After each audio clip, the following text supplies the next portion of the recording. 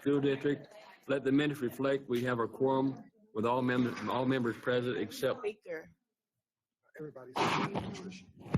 everybody except Patricia Bourgeois.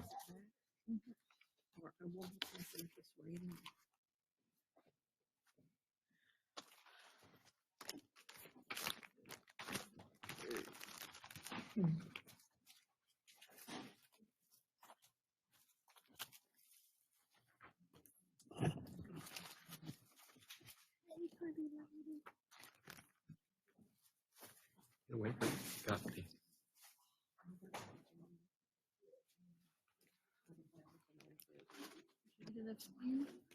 Did you have enough spew? I think so. But I'm looking at my Shelton was doing that. I may not be here the 24th.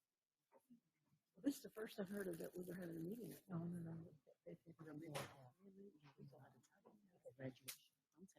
Oh, but they said which day? The 24th or the 20th. I never Wednesday. A conference for summer leadership. Oh, you know what? It's on the to go Wednesday. 3:30. 3:30. Let me know about it. That's the different communities within a school. Not a regular. It's just it is. If I make it at 3:30, different. Like I'm gonna have doing it. You know what I'm saying? On the 24th. Okay. It's off of where? Makes on this side of town? Where? In Humble? I'm disagreeing. Okay, our first report will be from the administration staff, Dr. Tanya Gaffney. You're up. You're up. Oh, well, thank you, Mr. Meade, Board President. Whew. Okay, Mr. President, Board of Trustees, I'm very excited about my agenda items tonight, and I couldn't be more thrilled about the first item. People talk about the fact that social media and how Aldine has used the social media platform to get information out about the great things that are happening in our schools, and we've been very intentional about that. Well, on one particular Saturday, I was strolling through, and I saw this information on Emerge, and it was about Houston ISD and Spring ISD and Spring Branch ISD, and I was like, oh my gosh, we got to have this for our kids. And so I inboxed and sent the tweet to Shalia, and I'm excited. Do I sound horrible? To Shalia Reed, and she was like, okay, I'll look into it. And so she looked into it to just try to schedule a meeting. She said, oh, it's too late. They only take one a year. I was like, no, we need this for our kids, because I had read about Emerge by that time and had done some background on how it helps our first generation students to access selective colleges. And long story short, she said, well, let me see. I know the executive director, the CEO. I said, well, good. Your job's dependent on it. So we're kind of joking back and forth. We have a meeting, and the rest is kind of history, hopefully, that you're going to be just as excited as I am to learn more about the Emerge program and how it can benefit our students. So I'm going to ask, I think it's Emerge, you're the CEO, president, executive director. She's very important. She made a decision to take this to her board. And so we're very excited, because this is kind of out of the norm, but she was excited about working with Aldine. What also I'm excited about the fact that that's Trisha, and she's going to come forward, but I'm as excited about Felicia. Felicia is amazing. She came to our top 10 student honor reception, and she spoke, and wow, it was powerful. And we want for all of our students who have the same potential as her to be able to live their dream as she's living hers now. So Felicia, if you'll go ahead and come forward, or both of you, or whomever you'll support. Address that about the general fund coverage. Which one? Okay.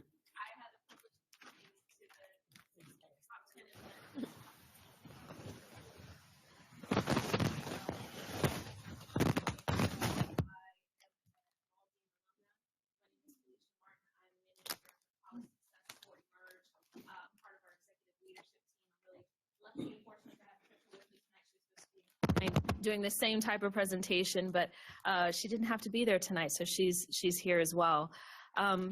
But I wanted to start off the presentation of Emerge, or making the case for Emerge, by talking a little bit about why I'm here. And it's taken me 20-something years to come back home.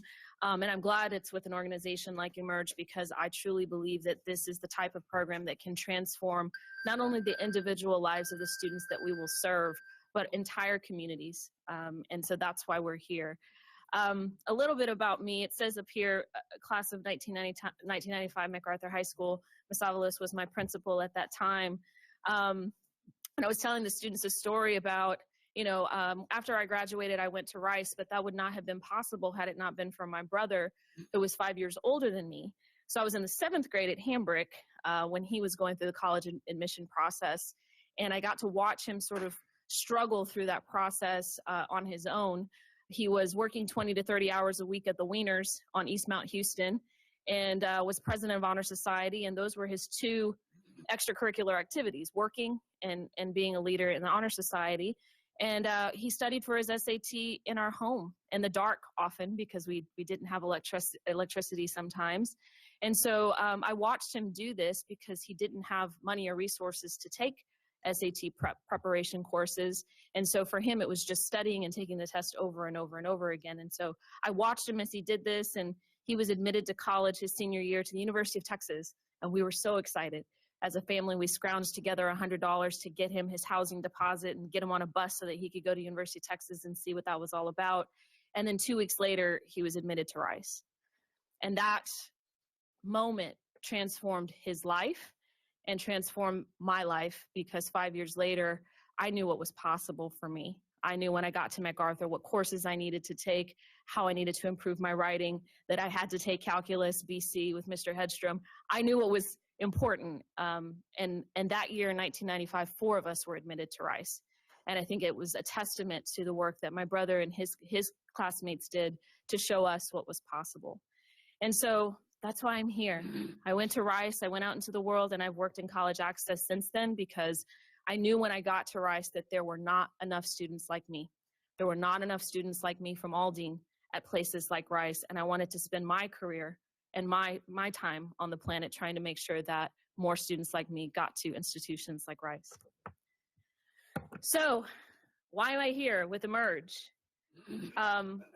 Emerge is a program that I feel deeply connected to, because the students that we represent are very much like myself. We started in HISD. If you haven't heard sort of the history, we started in 2010 with a small group of students at Chavez High School. Terry Greer at the time fell in love with the program and invested in Rick Cruz, our founder, and said, look, could you do this in more schools? And Rick said, yeah, I think I can do that. And so he brought the program to scale. He was smart enough at the time to create a nonprofit with the idea that this thing could actually grow and be something that could serve other students in other districts. And so in 2015, we expanded into Spring Branch, and then this past year into Spring, and we are hopeful to be launching in Klein as well, starting this summer. So this is just sort of an overview of the number of students that we serve and how quickly we've grown since being established in HISD. And why Emerge? We call our organization a 2 Through and Thrive college access group, because I think you all have been in the community for a while. There are a lot of organizations that talk about access and try to improve access too. But one thing that we think very strongly in terms of our purpose is to ensure that students make it not only to college, but have the skills and resources that they need to make it through toward graduation. And why we exist, I think, is really sort of part of the mission of what we do. Only 8% of students who have the academic potential, meaning the test scores and the grades to be competitive applicants for the selective colleges, will ever even apply. And so rather than read these statistics to you, I'll tell you the story of Alex, who is one of our students from Spring Branch. A couple of years ago when we started in the district, he was the valedictorian of his high school in Northbrook. And when he came into the program, we asked him, Alex, where do you intend on going to college? And he said, Houston Community College. Alex is also undocumented, was homeless for a time. And so for him, he thought that those barriers really limited his options in terms of where he could go to college. And so Houston Community College was where he believed that he would go. And so as part of the program, the first thing that he did was go on a college tour. and we took him on a college trip to California where we stayed on the Claremont campuses, and he was able to see Pomona College. As part of his Spring Branch experience, he also took the SAT, and he had an 1150 SAT score, which was pretty good without any test preparation.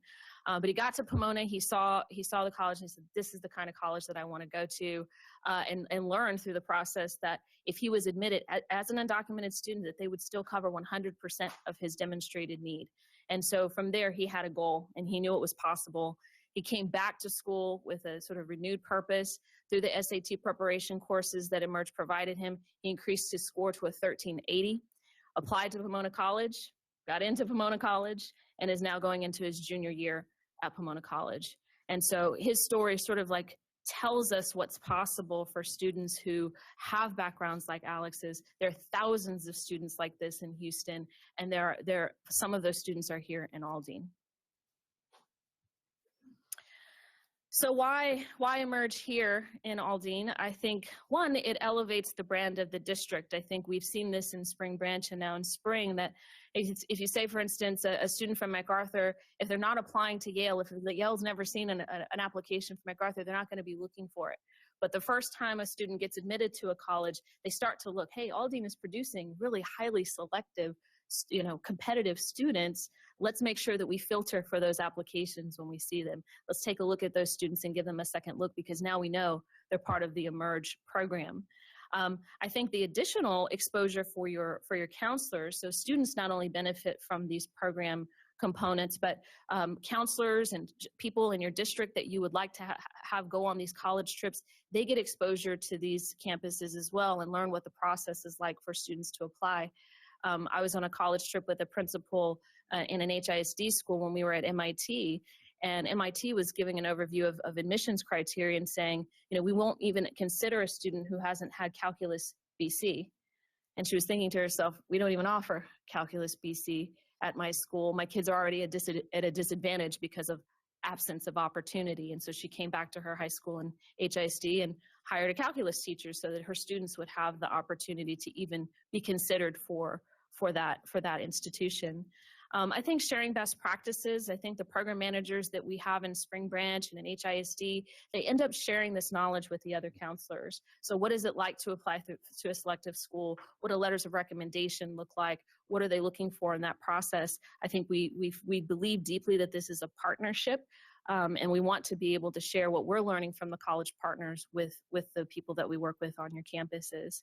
And I think just in addition to those things, the fact that we come in to supplement the work of your counselors is really to bring down that student to counselor ratio.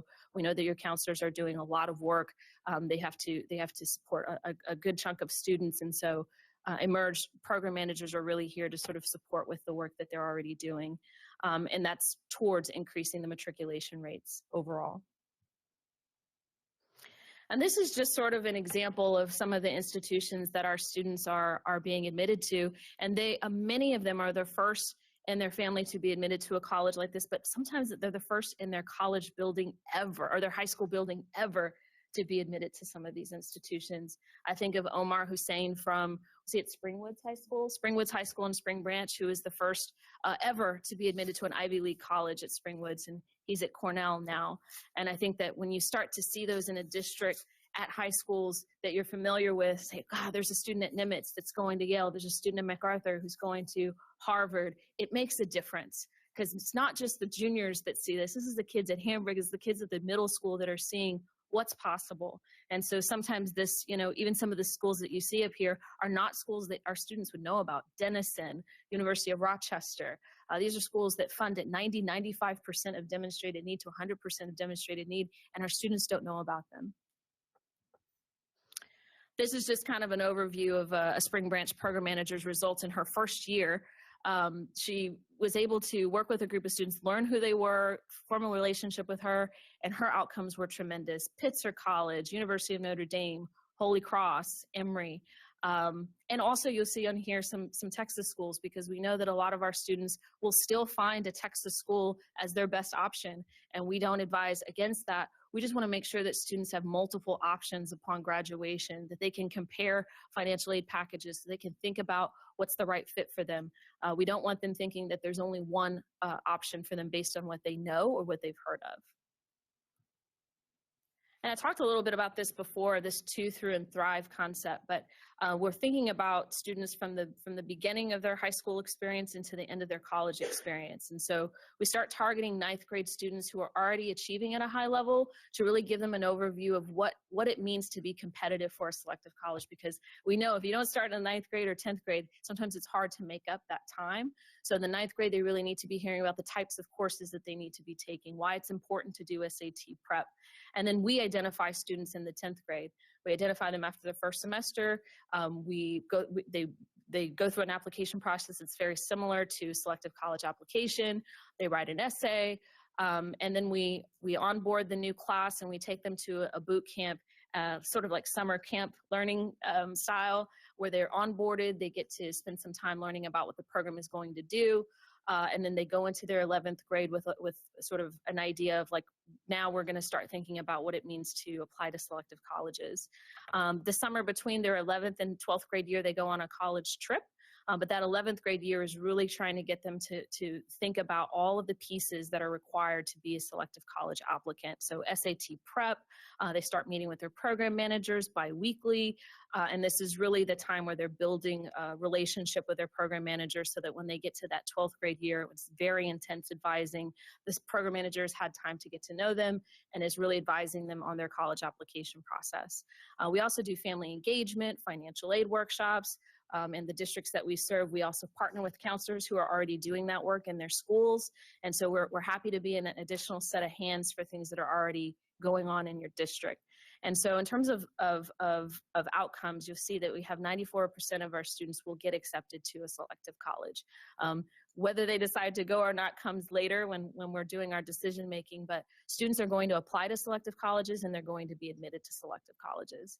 And then on the college success side, which is my team, the team that I manage, we're really being thoughtful about that transition from 12th grade to their first year in college. We know that first year is critical. So my team is really thinking about persistence. What does it mean to get there? What does it mean once they get to these selective colleges? Because they are first generation low-income students. They are going to predominantly white institutions. And so we really want to give them the tools that they need to be successful once they get there. And so far, so good. We've had 2 classes, our first Merge 65, over 80% of those students graduated in 4 years. And this class of 99 that is just graduated in May, look on par to be about at 82 to 83% of those students graduating in 4 years, which if you look at the national data is just, a tremendous feat for these young people. And then how we select district partners. Well, in this case, we got selected by the superintendent who saw us on a tweet. But in general, it was a good fit. We were already a good match, because it really comes down to like, does the district data show that there's a need for a merge? And I think when we look at the data, you'll say, absolutely, there's definitely an opportunity for us to have an impact here. You serve a good number of students who qualify for free and reduced lunch. You're familiar with your data. You know that you serve the majority of students in your district are qualified for free and reduced lunch, and that you see us as a partner in this work. And we think in our conversation with Dr. Gaffney, she's made it clear that we are partners in this work and that we have a similar mindset and a shared purpose for increasing opportunity and access for students in Aldine. So that's sort of where we are. And the third factor is securing funding for 3 years, because we want to ensure that the students who start in the program get to finish the program and go through their college experience as well. So Aldine at a glance. So this is the information that we were able to pull from data that was provided to us, and this just kind of has given you a snapshot of what we look at. So first we look at district information, demographics. We look at the percentage of students who qualify for free and reduced lunch. We look at the academic profile of your students, which is a combination of their GPA and SAT. And then we look at the data for where those students then matriculated into college. So our data set for this particular study was the class of 2018, which was last year's class. So just at the highest level, if you look at these charts, you can see that for us, Aldine serves a similar student population that we serve in our partner districts, Houston, Spring Branch, and Spring. You can see the percentage of FRL students and sort of in terms of diversity, the number of students that are in each of those demographics. And then what we do is we look at the total number of seniors in your district, which was a little over 3,600. The percentage of FRL from that being the denominator, 89% of those students qualifying for free and reduced lunch. And then from that is the 3230 that we then look at the top 10% of seniors, the top 15% of seniors. So this is just based on GPA. And then we look at the top 25% who have an 1100 SAT or above. So sometimes our highly competitive students aren't in the top 15%, but they have high SAT scores. So we want to look at those students as well. And so when we look at those factors, 467 students in the class of 2018, we think would have been eMERGE eligible for the program and eligible to apply. And if you look at the breakdown by high school, you can see it correlates somewhat to the number of students in each senior class, but a lot of students who would be competitive for our program are in the district, or were in the district in 2018. And so when we if we think about that as our baseline, where did those students go? What happened to them once they graduated? And so this is your data, the Aldine data, as compared to eMERGE data for the students that we serve. So where it says eMERGE target, an eMERGE target college would be a college that's in the top 100 research or liberal arts schools, like the U.S. News and World Report data. Less than 1% of your students who graduated in 2018 are enrolling in selective colleges at that level.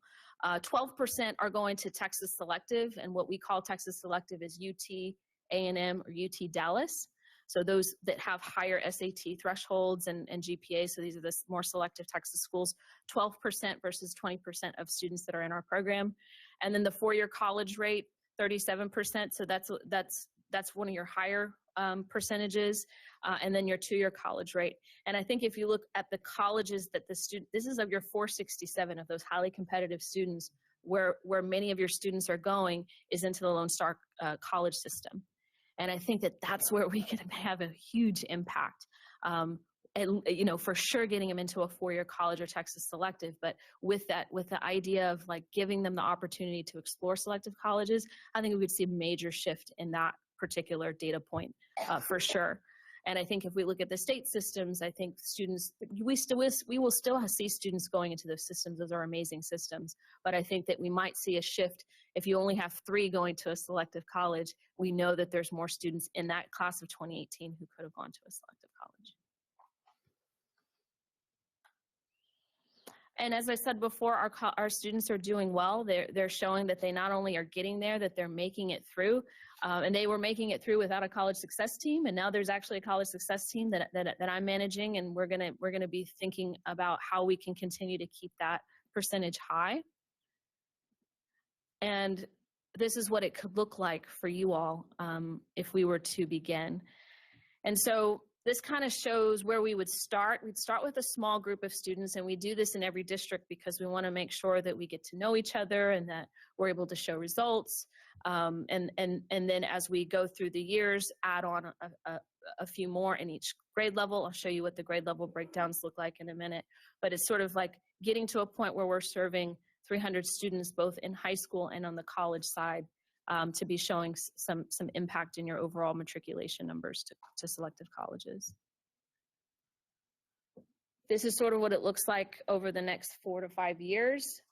Thinking about this first year, we would onboard 20 juniors because they're already almost toward the end, and 40 sophomores, a little bit more at the sophomore level because it gives us more time to build a relationship with them. But we definitely believe that bringing in no seniors, but coming in with the juniors, we have enough time to get them onboarded and form a relationship, especially if we start this summer recruiting a program manager to get into the high schools and start to meet your students.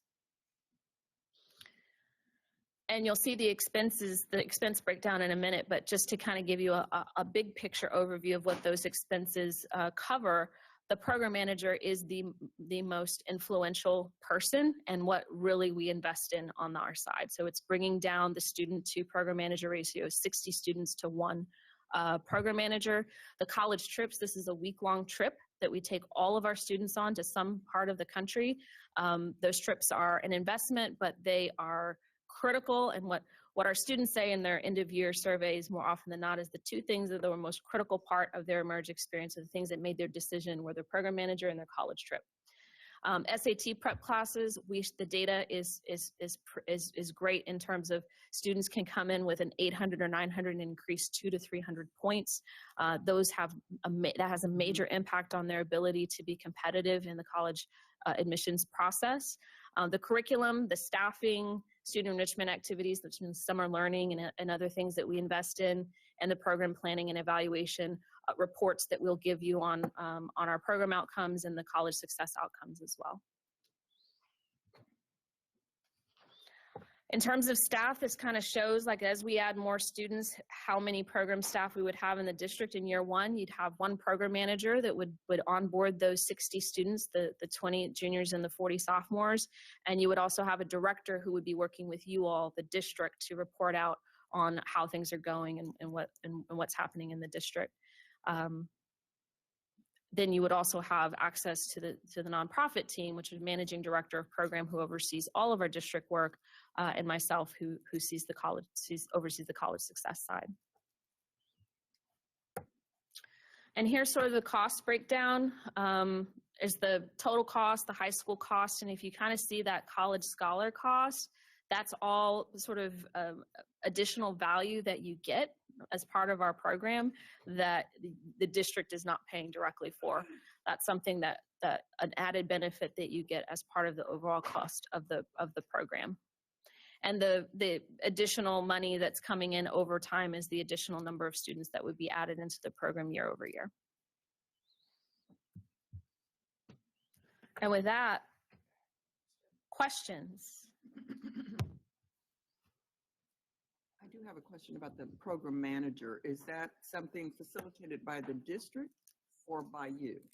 That would be our process. Once we finalize the contract, we would go through a hiring process to identify a program manager. We could definitely work with the district to identify the person that we think would be best in your district based on their qualifications. But that person would be housed in the nonprofit. We would train them, develop them, and they would then be dispersed to the Aldine School District. That would be their district. So are they necessarily counselor type with that background, or?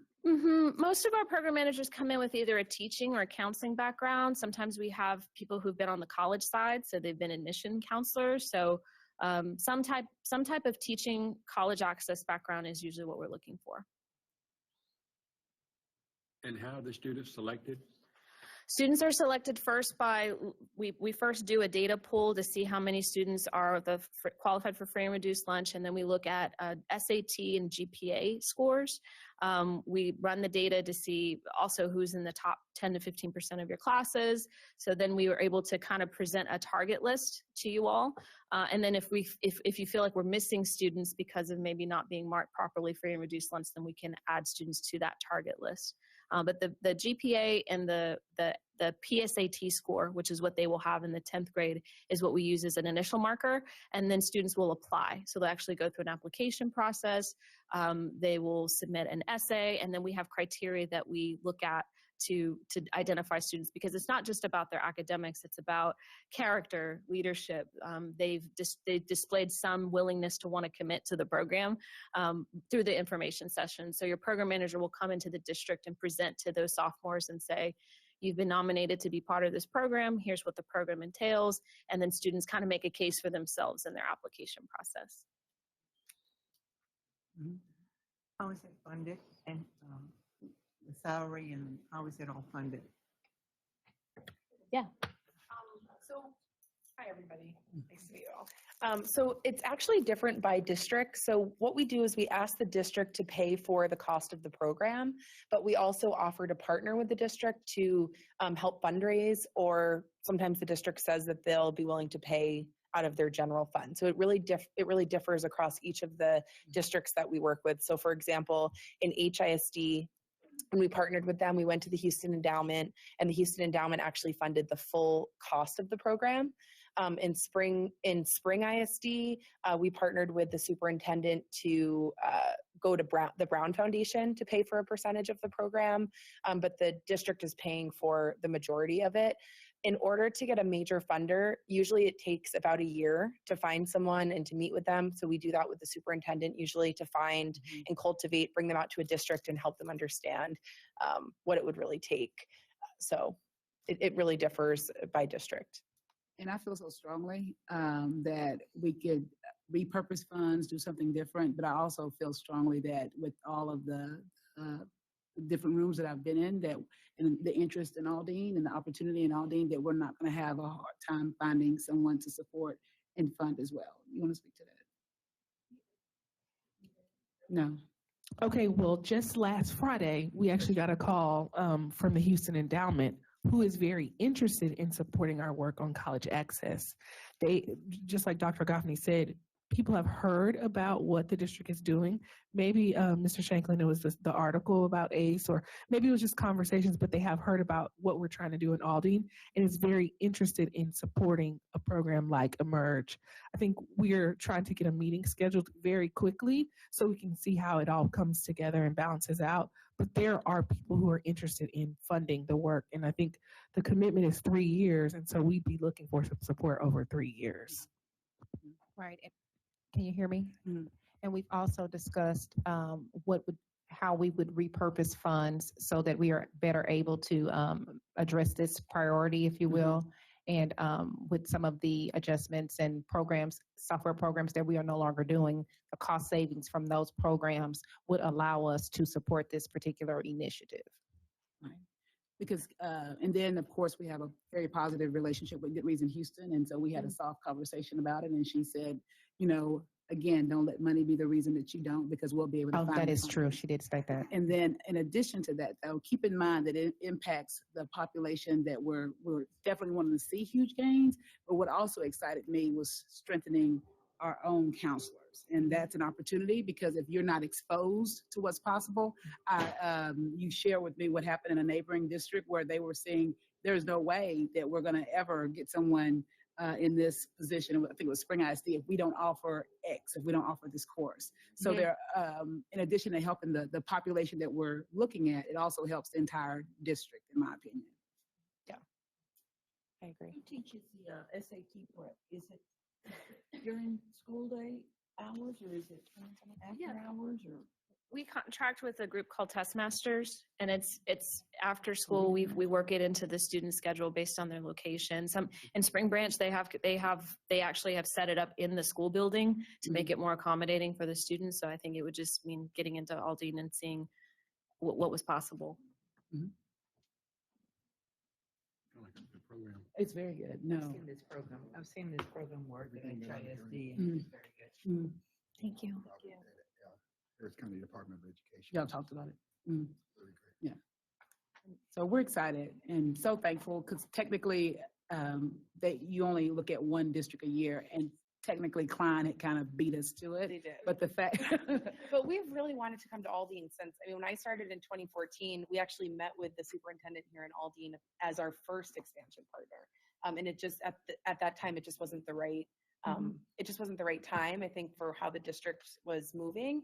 And it was just when Shalia reached out and said, Aldine we're interested in learning more. It really has been the top district on our list. And so to have the opportunity is just really amazing. So thank you. and to have our alumni on your You know, team. it's on the top of my list from since I got back to Houston. But I think I wanted it to be the right time too. You know, I think we're at the right time as an organization. We've learned in some of our newer districts. We were in HISD, a really large district. We went into Spring Branch. We've been in Spring. So now we've been in districts that look similar to Aldine. We have some experience to bring into my home district, where I feel as though we know what we're doing. And I think that we can bring a lot of value. I guess my final story that was exciting at the pre-K festival, I don't know who was with me, but Alex was from Good Reason Houston, and the valedictorian from MacArthur. She's currently ranked #1, and she's a junior. And I asked, well, what are your dreams and aspirations? What do you hope to do? And she said, I hope to either go to Baylor or A&M. She said, but if I really could get my first choice, I said, what would it be? She said, MIT. So I called Alex over and I said, tell her where you want to go. She says, I want to go to MIT. She goes, you can go to MIT. She said, her husband went to Princeton. Her husband went to Harvard. She went to Princeton. She said, what I'll do is I'll mentor you and I will help you with your essay. I said, oh my gosh, and I'm excited because we're going to take this particular program to the board called Emerge. So if you hear Yes. Emerge, make sure you reach out. And when we were talking to her, her eyes lit up and she was so excited because I think we do a lot to intervene. We do a lot of interventions, but our top tier kids, I think we miss out on expanding their opportunities, and this will be a way to address it. So we recognize that there's a commitment that's required, and certainly I think our team is committed to, even if we don't have an outside funder, to finding money. And the first year is the most critical piece, and so that would be $200,000, and then I'm committed to working with whomever I have to work with to get some support. I don't think it's going to be a problem. Any other? Yes, ma'am. Houston Endowment, yes, ma'am. They've supported both Houston Endowment and the Brown Foundation have supported the district in the past with the Invest initiative for several years. Good program. Thank you. Thank y'all so much for your time. Good to Thank see you you. very much. Thank you. Proud of you, Felicia. Thank you. Next, we'll have an update on our A schools. I want to ask Don Ayers, our Chief of Strategic Initiatives, to give an update. Good evening, Dr. Goffney, Dr. Chapa, President Mead, members of the board. Just a brief update on our ACE schools. We are happy to report that 100% of our ACE teaching staff have been hired at Worsham and Goodman. And in addition, 100% of our teachers that were at Goodman and Worsham have been hired and placed at other campuses. So right now we are working on professional development with our ACE leadership teams. Those professional developments during the summer are going to be both supported by social and emotional learning and then establishing routines and procedures. And then we are also in the process of making some minor cosmetic changes to the buildings to welcome the students back in August. Any questions on our ACE update? That's awesome. That's awesome. So will they come back? You're meeting with a leadership group right now. Right. So will those teachers at those schools come earlier or at the same time that the others will come back? So we are currently meeting, this week we're meeting with just our leadership teams, but the entire staff, our teaching staff, will return 5 days early for Fuel Ed training, that additional social emotional support and that building a collaborative culture. So they will report 5 days earlier. Any other questions?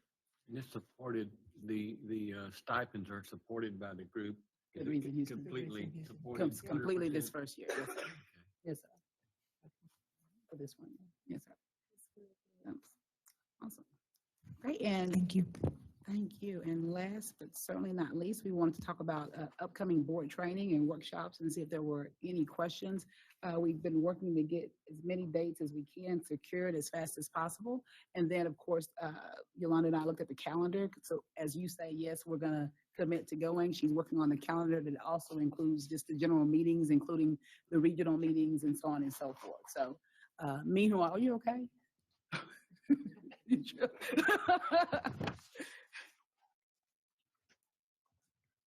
As you'll see, SLI this upcoming week. We have a special call meeting on June 24th. It's 3:30. Someone said that they may not be able to get here at 3:30, but they could get here at 4 o'clock. So we're going to leave it at 3:30 unless, My problem is pretty different. I can probably be here at 3:30, but I probably need to be gone by 5.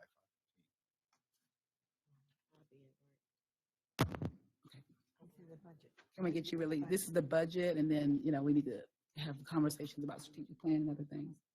So 3:30. Can I get you, can I call you superintendent or am I? You're the lead? I'm on this one. And what time do you get out? About 3:30. About 3:30?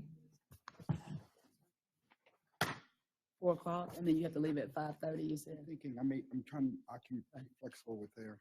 So at 4 o'clock worked best for Dr. Booker and Why not? hopefully, Well, I can get here and yes, and then we can always give you more information. Yes, sir, okay. So 4 o'clock? If you want. For our Team of 8 board retreat, 8 to 5, we're asking that you free your schedule August 1st, whole day. And so if you- What is that on? August 1st, it's on a Thursday. Remember we talked about that, Mr. Mead? I'm sure I have it in my book. I may not be able to make that day. Our Okay. anniversary's the 31st. Oh, sweet. So we're trying to get away. Okay, But I wish to go soon. okay, okay. If you let me know ASAP and then I can get we can look at another day. Yes. I don't have any trouble going to any meeting you want me to go to. I do not prefer meetings on Sunday. Oh, I'm not meeting on We Sunday. have any meetings on Sunday? No, What am I sir. going to this weekend? No, yeah, That's- that's the one that. The Holsworth, yeah, That's just yeah. Their training, That's just their training. I think, yeah, but he has no control of that. yeah. But the district, yeah, we won't ever schedule a meeting on If you Sunday. have any, if you have any input into that, Oh, okay, okay. especially on Father's It's Day. I know, it's just a one time. And yes, sir, and it's okay. It's a Holsworth. We have to invite the president and vice president for the kickoff. And so in the event that, I know you're a father, Mr. Mead, and so we can Yeah. always, if somebody else is want to trade off, you're free to. No, It's just a I've little already committed now. informational. Yeah, I'm just saying piece. that in the future, if you have any say so on it, okay. I don't think Holsworth or Mr. Butt's gonna ask little old me. What would you like? I had to ask, okay. So we'll pencil August 1st, and when Dr. Garcia confirms, then we'll look at, I want it as early as possible, but not too early because we want to have as much information as we can to give you as we're preparing to launch our strategic plan and move forward. And so you'll be hearing about that during a later presentation. Also, I'm working with Mr. McGowan at Region 4, Lone Star Governance. He said it's better to have another board to partner with that for that training. And so he is looking to see if we can get some dates that are comparable. So that may be later in the fall. We have our normal TASB that's in the fall, September 22nd. There's the Winter Governance Seminar. I think it's really important as we look at our size, our scope, and our comparable groups. NSPA, I attended for the first time ever, and it's just a wonderful opportunity for boards and superintendents to kind of see on a different level above and beyond what's happening at the state level, but on a national level. In addition, we want to support Dr. Garcia, who will be president in a couple of years as well. And so April 3rd through 6th, if you'll go ahead and pencil those dates in.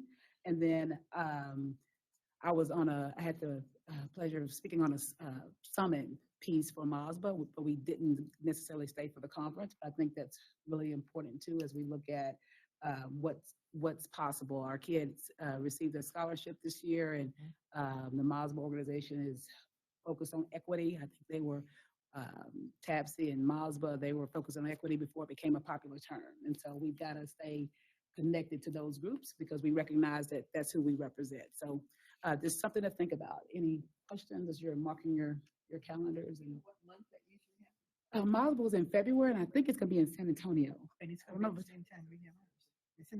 Don't they have something going on at the same time? It'll be in San Antonio. It was between two conferences. It was the annual was conference. Oh, the annual It conference. was in Oh, okay. February. In February. Yes, and it's the same time when I was talking to executive director. I think it's going to be the same time as TAPSI and MASBA in almost similar locations, which is it's powerful because you can network Oh, with yeah. both boards. And so as soon as we get those dates, Yolanda, we'll go ahead and communicate those as well. Mr. President, you have any questions, clarifying information? Any questions, board? Okay. You'll let us know, Mr. Mead, if there's an intent for us to wear Our shirt, shirts this weekend. is Springbrook. It would be best to know And ahead of Bring- time, now, not which colors do you want to take? Wednesday after we've gone. Can we do that now? Let's, Go ahead. yeah, let's bring the white and the black, and let's wear the white on the first day. Not the legislative session, but the first day. Thursday. Then we go black the second. We have the last day, we're gonna go back to white, we can do that if we want to. Thursday is white. Do we have any other color? Thursday's white, I mean, that's fine, but They'll have red. Y'all have red too. Different colors other than white and black. Burgundy, yeah, That burgundy. burgundy. yeah, We got the same Yeah. color every time. We'll work on that in the fall too, getting some new shirts with our branding. It'll be a fall. Rick So shirts you that I want, can't we'll go wear. white, black, and burgundy then, Kim? My arms are long. You have burgundy, Kim? Okay, then it'll be white, black, and burgundy. White, black, and Burgundy would burgundy. be on that Saturday morning. Yeah, Mhm. if you want to wear Yeah, it. and usually. You have burgundy? What? I've got a burgundy shirt, but it may be, I may have to roll up the sleeves. Oh. Yeah. That'll be- I was that'll be gifted a fine. whole bunch of shirts. I Yeah. know. Yeah, but my arms are longer than my former board member. Well, thank y'all so much for understanding. This weekend, I'll be with my daughter at a leadership camp, but I have deputized Able to take good care of y'all, and he'll make sure and send me pictures and reports, and hopefully you won't get lost. And if you do, then I'll have to take it up with Yolanda, so you'll be well taken care of. Okay. I have to go with my daughter to this team leadership camp. I'm trying to help get her. So is it, Dr. Goffey, that's it? Yes, sir. So, Dr. Don Ayers, you got nothing? Dr. Todd Davis, Good evening, Dr. thank you. Mr. Mead, board members. Thank you. My first topic to discuss is actually on Dr. Goffney's agenda. and that Oh, that's begins true, we did, yeah. On page 57. Mhm. It's a proposal for the rezoning of Copper Tree Apartments from Goodman Elementary to, from Hillam Elementary to Goodman Elementary. And on page 58 is more details about the students who will be moved. These are students who were previously attending Goodman Elementary, and in our attempt to really get Goodman back to the Goodman that had, reflect the Goodman prior to reconfiguration that was really representative of the results, the population and the results that led us to decide that Goodman would be the right candidate for an A school, was really the primary reason for this proposal. As you can see, it's 55 students that range from grades and are spread out fairly evenly through grades 1 through 5. Another reason for this is that it does nicely balance the populations now of Hill and Goodman, and you can see that on the proposal. This particular group of students, we looked at their results that came back today for 3rd and 4th grade reading and math. This is a group of students who, of those that were taking the test, less than half of them were approaches on either one of those tests. So this is a group of students who can really benefit from the support and structure that will be provided at Goodman as a ACE campus. Attached with this, you'll see that there's a parent letter that will go out to parents immediately if this is something that you approve. It communicates that transportation will be provided. It talks through the tenets of the ACE model that will be provided at Goodman. Also, we'll be communicating to parents that we'll have a parent meeting, a face-to-face meeting with parents of the apartment complex on the apartment complex site to answer any questions or help ease the concerns of the parents through this process. But it's a pretty standard boundary zone change. We've done this many times in the past, and it's something that we can do very quickly. And it's then giving us an opportunity to get the communication out to parents and give them word well in advance of the school year beginning. Right. I'm happy to see that because the draft letter says you're hosting a meeting at Goodman. cafeteria. Yes. So there was some concern whether or not the apartment complex would accommodate us. We went by Dr. there today. Goffney, yes, visited. When there was some concern, Dr. Goffney decided, well, let's just go talk to them face to face and see what they can do for us. And of course, they were able, did communicate that they'll be able to accommodate, and there is space. And so I think it's really important that we do everything we can to go to them in their apartment complex. Absolutely. And where is it located, the apartment complex? It's on, it is on Gulf Bank. It's 1415 West Gulf Bank.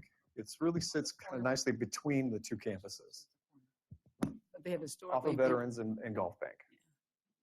It's closer to 45 actually than it is Veterans. Like if you're coming, where the driver's license location is. Well, that doesn't help. The Fiesta is. No. No. Oh, well, if you go, if you That's make a left and go down toward, like you're going towards 45, you'll pass it. It's on your right-hand side. Pretty large complex. You can't miss it. I just want to add that when we did go visit today, she not only mentioned that we could host a meeting there, but she also shared that if we sent a letter, she would also follow up with those who live in her complex to make sure they had a secondary notification of information about the change.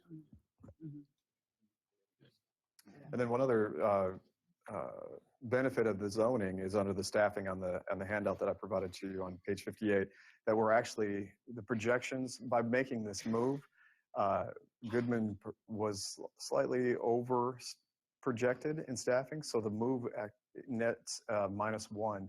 So we will only need to add 1 teacher to Goodman because of this move, but we will not need 2 staff positions that are at Hill currently. And there's currently 2 vacancies at Hill, so it really works out very nicely. So, any questions regarding the proposal? Okay. My agenda begins on page 63. The first item on my agenda is requesting the approval of an MOU for the On-Ramps program. That is it's a program that is in partnership with University of Texas. This is really an exciting opportunity for our students. We're going to pilot this at 2 campuses, Lansing and Davis. There'll be 4 sections of Algebra 2, where students will have the opportunity to get high school Algebra 2 credit in addition to college algebra through the University of Texas. Very similar to our dual credit, but it has benefits, though, that are often limitations to our dual credit program. Students do not have to take the TSI math or pass the TSI math to be enrolled in this course. I just lost the second one. Oh, thank you. I'm just blank there for a moment. And Senior moment. thank you. Yeah. Wow. Our dual credit teachers have to have their master's degree in that content area or have 18 hours towards that master's degree. The teachers of the On-Ramps program, the only requirement is that they attend 2-week training in the summer. The course is actually trained by a University of Texas professor. So it's a blended learning class where a lot of it is like Skyped in, I guess you could say, pre-recorded, that type of thing. But they're truly being taught by that professor from University of Texas. And the professors grade the work, yes. The students also have the opportunity when they've completed the course, that if they aren't successful on the University of Texas side, on the college algebra side, they can deny that credit. They don't have to accept the credit. They can still get their high school credit. But so they get a D or an F on that side, they can say, no, I'll pass on that and have that opportunity again once they get into college. And then on our dual credit side, they have to accept the grade no matter what. So this is great opportunities. So again, we're piloting it in just Algebra 2 class, but there is a wide menu of opportunities in this on-ramp program that we will, if successful, that we'll look at expanding into years to come. Any questions? How many students will be participating? We're looking at about 120, so about 30 students per section, so 60 at each campus. Yeah. So, Dr. Davis, so on page 72, at the bottom, so is the initial, so this partnership is for this one algebra opportunity? And so then does this MOU describe a future or an extended relationship? Because at the bottom of 72, Aldine will be responsible to recruit, hire, and compensate a high school teacher with appropriate qualifications to teach the on-ramps course. Right, and so that is communicating our responsibility. So that's our Aldine teacher. So we will have an Aldine staff member at both campuses. We have current staff members already agreed to do that. Again, their only requirement is to attend a 2-week training in the summer. They're not the course teacher of record. You're saying the UT person is. So right. So it's dually taught. So there's our Aldine teacher that will take care of the Algebra 2 side, but our curriculum is crosswalked with the college algebra. So basically what it's saying is that they've accepted our Algebra 2 curriculum as equivalent to the college algebra course. But there's the college algebra extensions of the crosswalking is taken care of through the University of Texas. And that's why these particular teachers that are going to do the on-ramp course are meeting in the training at UT with more than likely these professors? Or these Yes, people? yes, Okay, yes, good. exactly. That's exactly How do right. you know, is MacArthur still doing that summer math program? You know, I don't know. I know we did do it last summer, and I'm not I sure know if that they teacher continue. retired, so I Yeah. don't know if, You know, and I can't answer that. I can check on that though and get back to you. Mhm. Yeah, that was a great opportunity. yeah, for many, many years, they've extended an invitation to Algebra 1 kids to take Algebra 2 in the summer Mhm. at no cost. If they agreed, if they signed a commitment to take pre-cal when school started. And then we added a pre-cal class, so they would take pre-cal in the summer with the agreement that they would take the second part of pre-cal. And that's how we've kind of built the math program over there. And it was one teacher, and can you remember her name? I know Hockman was. Hockman, Mr. Hockman Yeah, did that, Hockman yes. was the one that Yes. really, you got to have the right teacher, and That he was did it his, it for was, 15 years Right. maybe. That's what she mentioned a while ago with Hockman, wasn't it? Yeah, it was her teacher too. Yeah, her teacher, huh? I'll Oh, we definitely got a check on lot of that. kids to advance their math that way. Good. I hope they're still doing it. We'll definitely check. Any other questions? Okay, the next item on my agenda begins on page 83. We provided the end of course, the EOC exam results for all of the subjects at the high school level. On page 94 is the district overview of the results.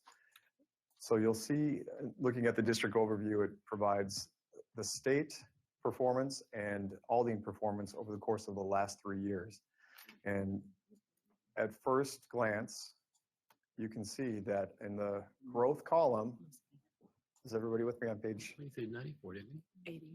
83. Did I say the wrong I number? thought you said 80. I On was page wondering what it was. 85. 81. 85. Let's see. Oh, yeah. Wow. Okay. Okay. Make that, you can make that bigger if you want. So are we good at page 85? There we go. Okay. So if you'll see, again, it has the state performance levels and the Aldine performance levels for English 1, English 2, Algebra 1, Biology, and US History. And it shows the growth over the course of 3 years. And one of the things that, of course, we're very pleased with is when you look at the Aldine performance as well as the state performance, you're going to see that there is growth in virtually every single area of our EOC performance. Of course, this is the average of all of our high schools together. The one area where we did not grow is in Algebra 1 and just the approaches category for the entire district. And the decrease is really negligible, less than 1% of a decrease. But very pleased that in that same subject, Algebra 1, we grew 5% in meets and 5% in masters, 5.4%. And as we discussed last month, when we were looking at the 5th and 8th grade results, one of the key things to look for is how we're growing in comparison to the state. Our growth does exceed the state in most areas. It's slight, 1 or 2 percentage points. And we definitely need to accelerate that growth if we're gonna eradicate that, if we're gonna eliminate that gap between us and the state. But at this point, we're very pleased that we do see growth. And in all categories, another area that I think is very positive is that over the course of the 3 years, there is steady growth that has happened in every subject area across the 3 years. Then attached also is by campus, and as I'm flipping through here, I see that that's just the English 1 that was attached. We can certainly get you all of the subjects by campus level.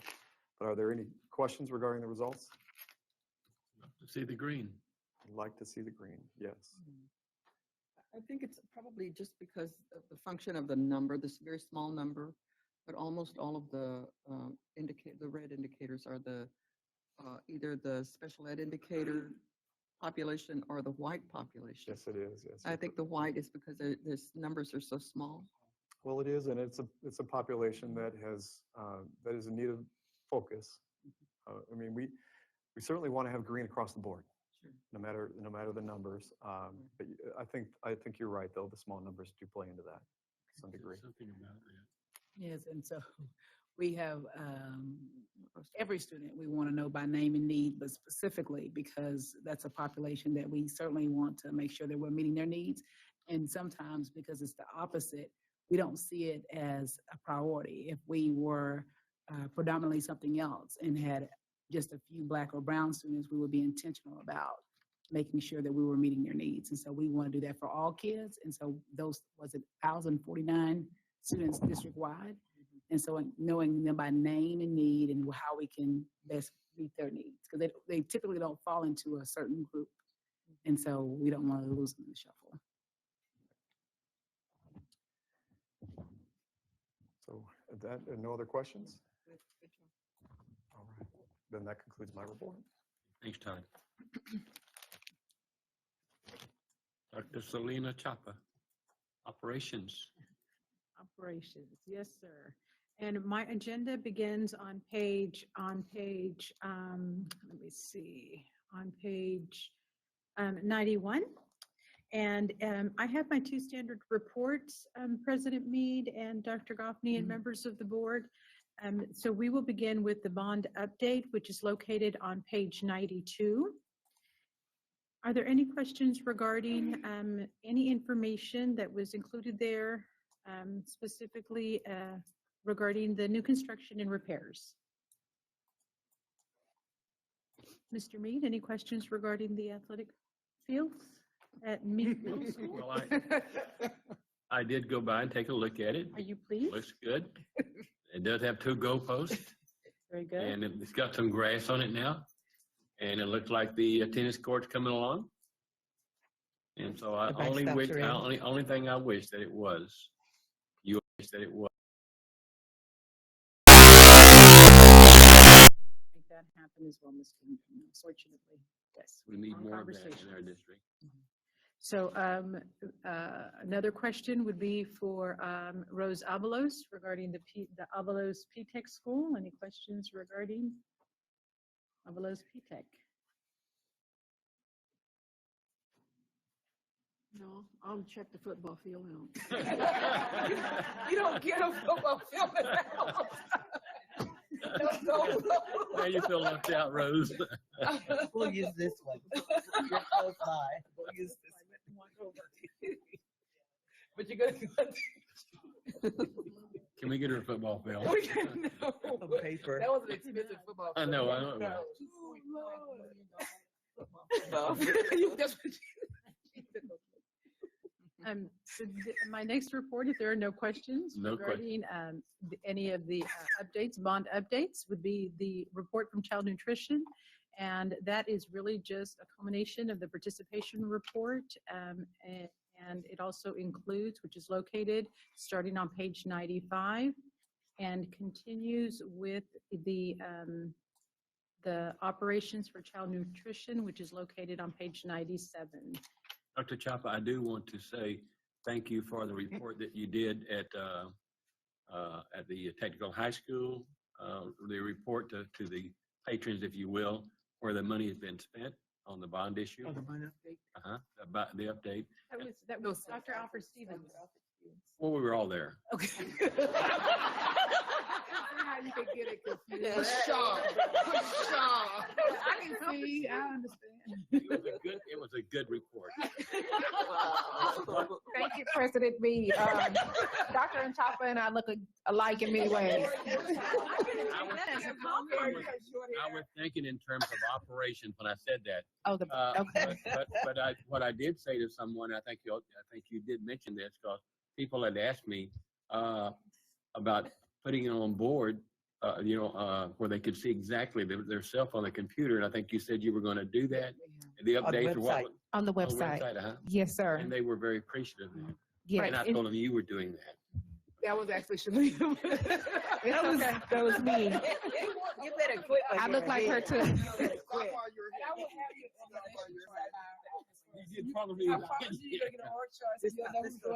It was a good night. It was a good report, and I appreciate what y'all did. Thank you. But Mr. Mead, we are updating the website. We are working with Dr. Alfred Stevens and Patrick to make sure we have the correct information updated. Thank you, Patrick. I do want to follow up. I think one important thing that was pointed out was that there was still this much money left for repairs, that part of the bond review.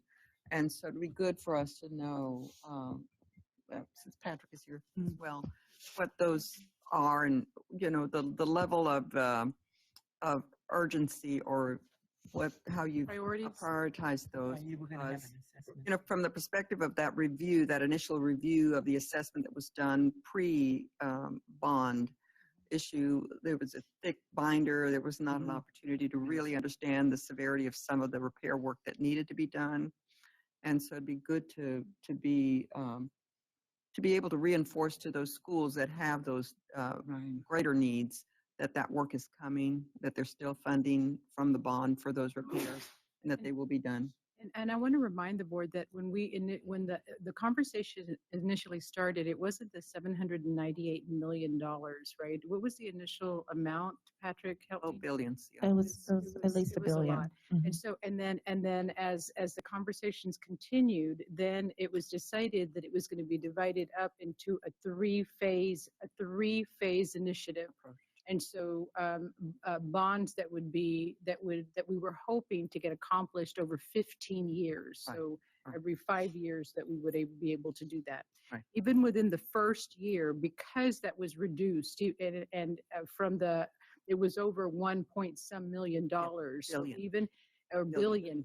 So even from that billion, that's correct. So even from that is six. Everybody's giving me fingers. Just say it out loud. Okay, $1.6 billion. So even with the reduction, moving it to $798 million, at that point, we made a concerted effort to have to look at prioritize. And so, you know, there were some things that consequently needed to be you know, revisited. So we will continue to assess and make determinations in collaboration with a recommendation from the superintendent and the assessment team and looking at the needs. Yeah.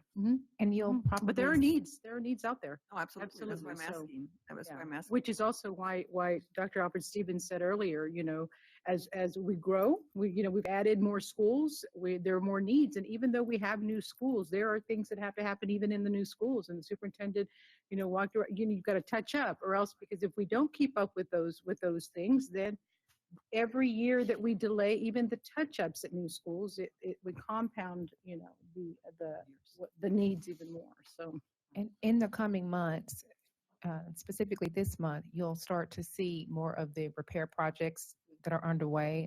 In this month's bids, there are repair projects, a few middle school repair projects, and there's another there, I can't think of the name, the MacArthur repairs.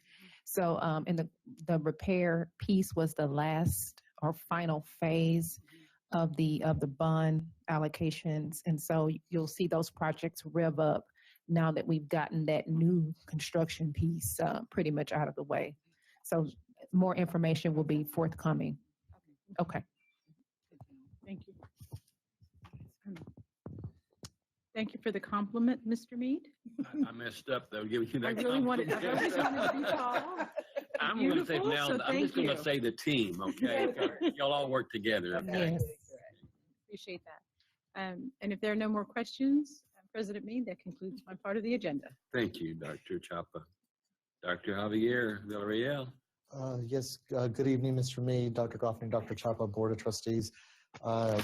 The agenda starts on page 99 for the Human Resource Department.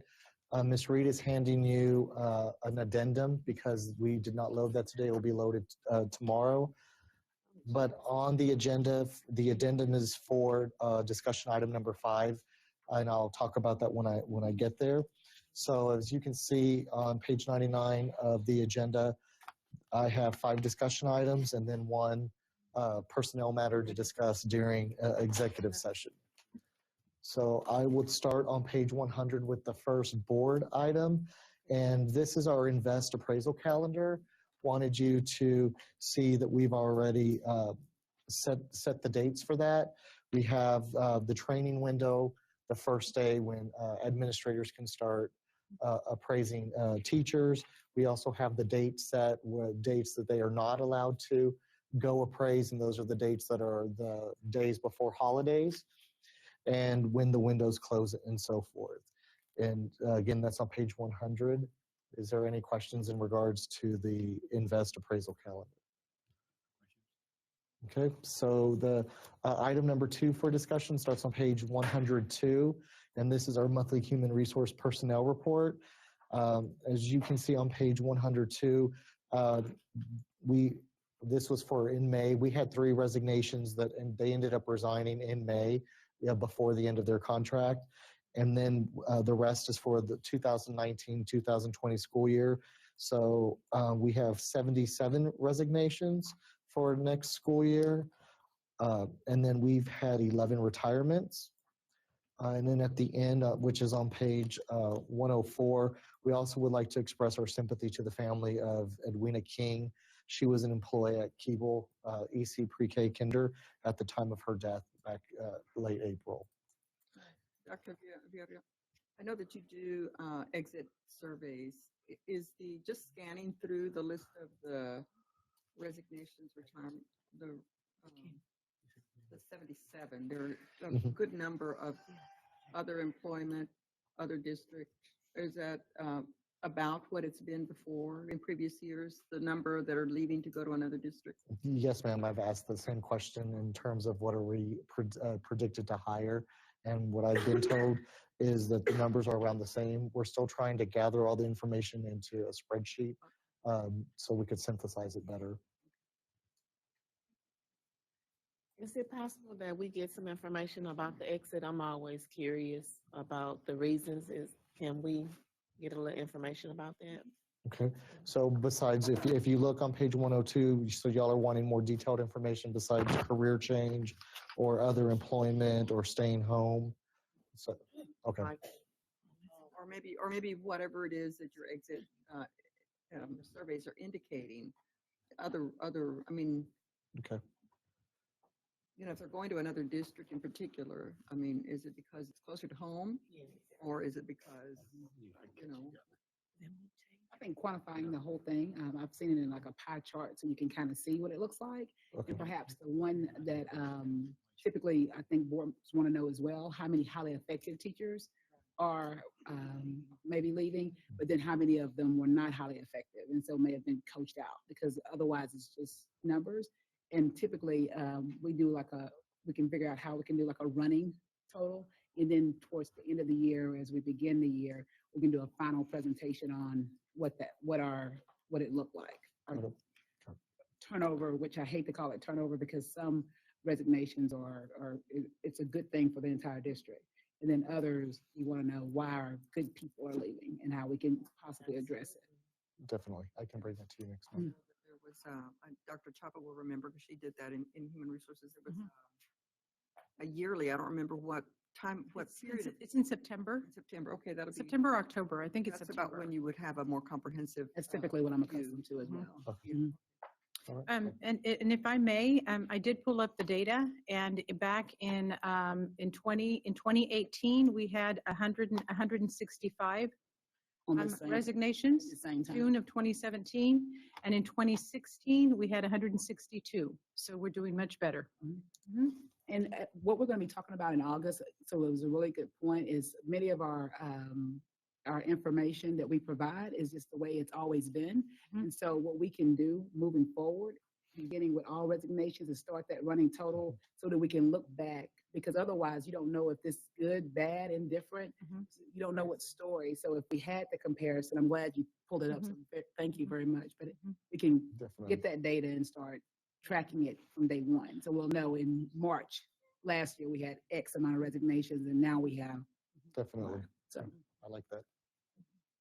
And also, if we could, because I know we're going to have a lot of people coming back to Aldine. That's my hope. Not about good people. Can we keep a tally of that as well? Especially after the reconfiguration? Coming back. We do. They come back? Yes, do. the department does keep a tally. Okay. Mhm. Can y'all share that with them? So I don't know how many come back to school. As long as they identify, they have an opportunity to identify if they're a returning employee during onboarding. Also have somebody come up Wednesday, that will be over at the MOC, a teacher. Is there any other comments or What do questions? you call it? Wednesday, I think. Do we have something at MOC on Wednesday? Isn't the teacher, some sort of a teacher? Oh, Well, the Region MOC? 4. So tomorrow, there's a Region region, 4, yes. tomorrow morning is the Region 4 Gulf Coast Job Fair for elementary, and then Wednesday morning, it's the Region 4 Gulf Coast Job Fair for secondary. And we'll have a strong presence there as well. Correct. Mhm. And people pre-register for that because that's for all of Region 4, and the numbers aren't as big as they have been in the past, just FYI. You are advertising it on the. Mhm. Good deal. So board item number 3 starts on page 106, and this is our monthly vacancy list. The vacancy list for professionals are on pages 107 to 117, and for the paraprofessionals are on pages 118 through 122. As of June the 3rd, we had 363 teacher vacancies and 132 paraprofessional vacancies. And as you can see through pages 107 through 122 is a detailed list between the professional and paraprofessionals.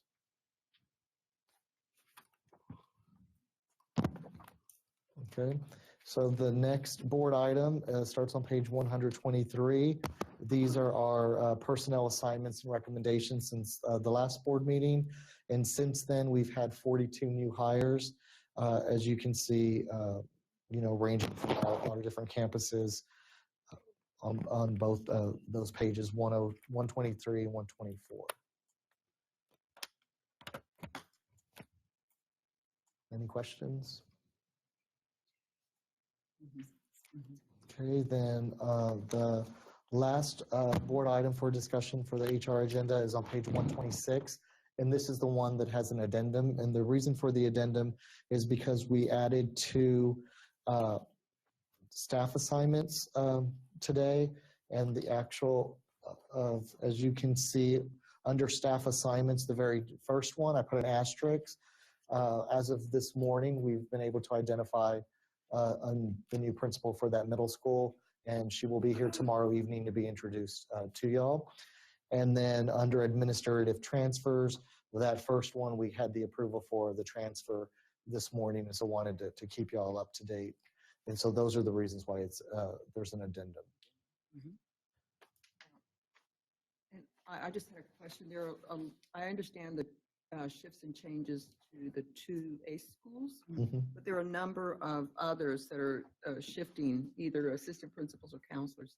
And we can discuss it at executive session if we need to, but I just wanted to generally get an understanding of the strategic reasoning, or is it all a part of some of the shifts that are going on, or?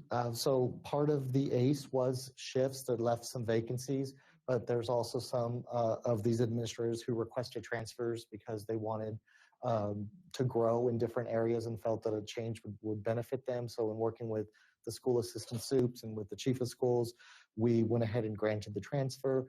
There's several of these also due to staffing guidelines. Their enrollment went down, so they lost.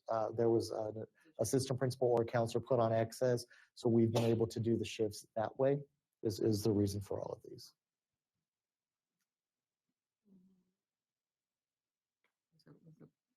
I mean, I'm glad to hear that many of these were voluntary. Oh, absolutely. Oh, the majority of them are volunteer. All of them, yes, ma'am. Yes. Mhm. Okay, if there's no other questions, that concludes my agenda for the evening. Thank you. Mika, Alfred, Stephen, my apologies, and it's your turn. Thank you, Mr. Mead. Good evening again to everyone. My agenda begins on page 129. Can y'all hear me okay? On page 129, the first item we are recommending for approval is the ratification of this month's check register. And then moving down to page 132, that is where the bids begin. And as you can see, there are instructional supplies and materials, professional and consulting services, and then specific bids for trash can liners or plastic liners, and then our toilet tissue and toilet tissue dispensers. And then there's the Mendel demolition. And then there's also, Dr. Garcia, a bid for the Hoffman and Hambrick and Orange Grove and Thompson repairs that are going to be coming out of bond. And then MacArthur High School repairs that are also going to be coming out of bond. Are there any questions about any of the bids for this month?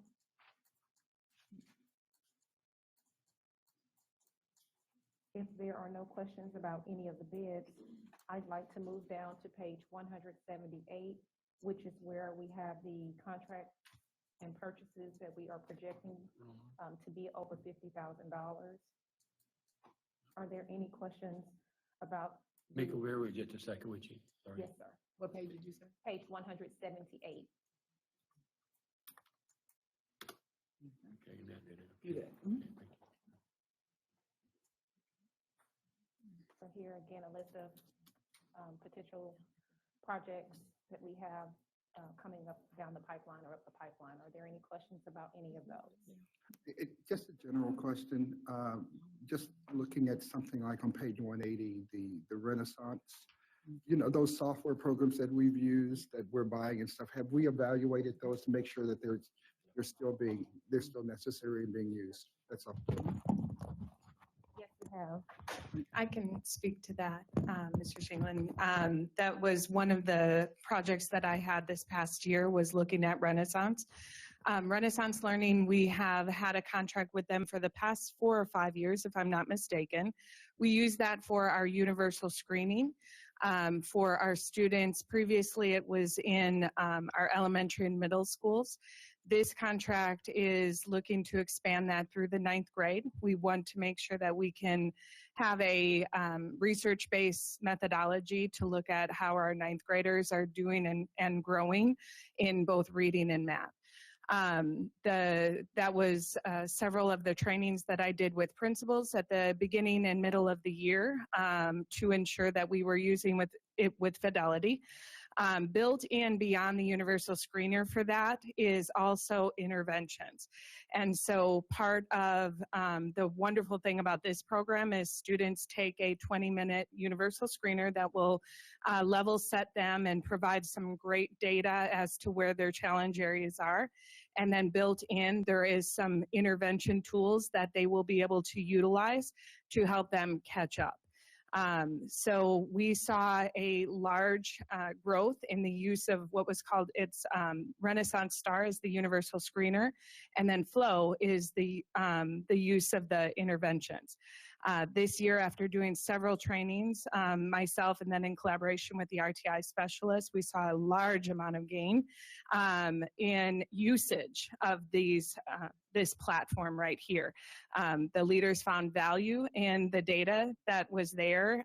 Previously, I'm not sure if they were fully aware of all of the functionality that was in it.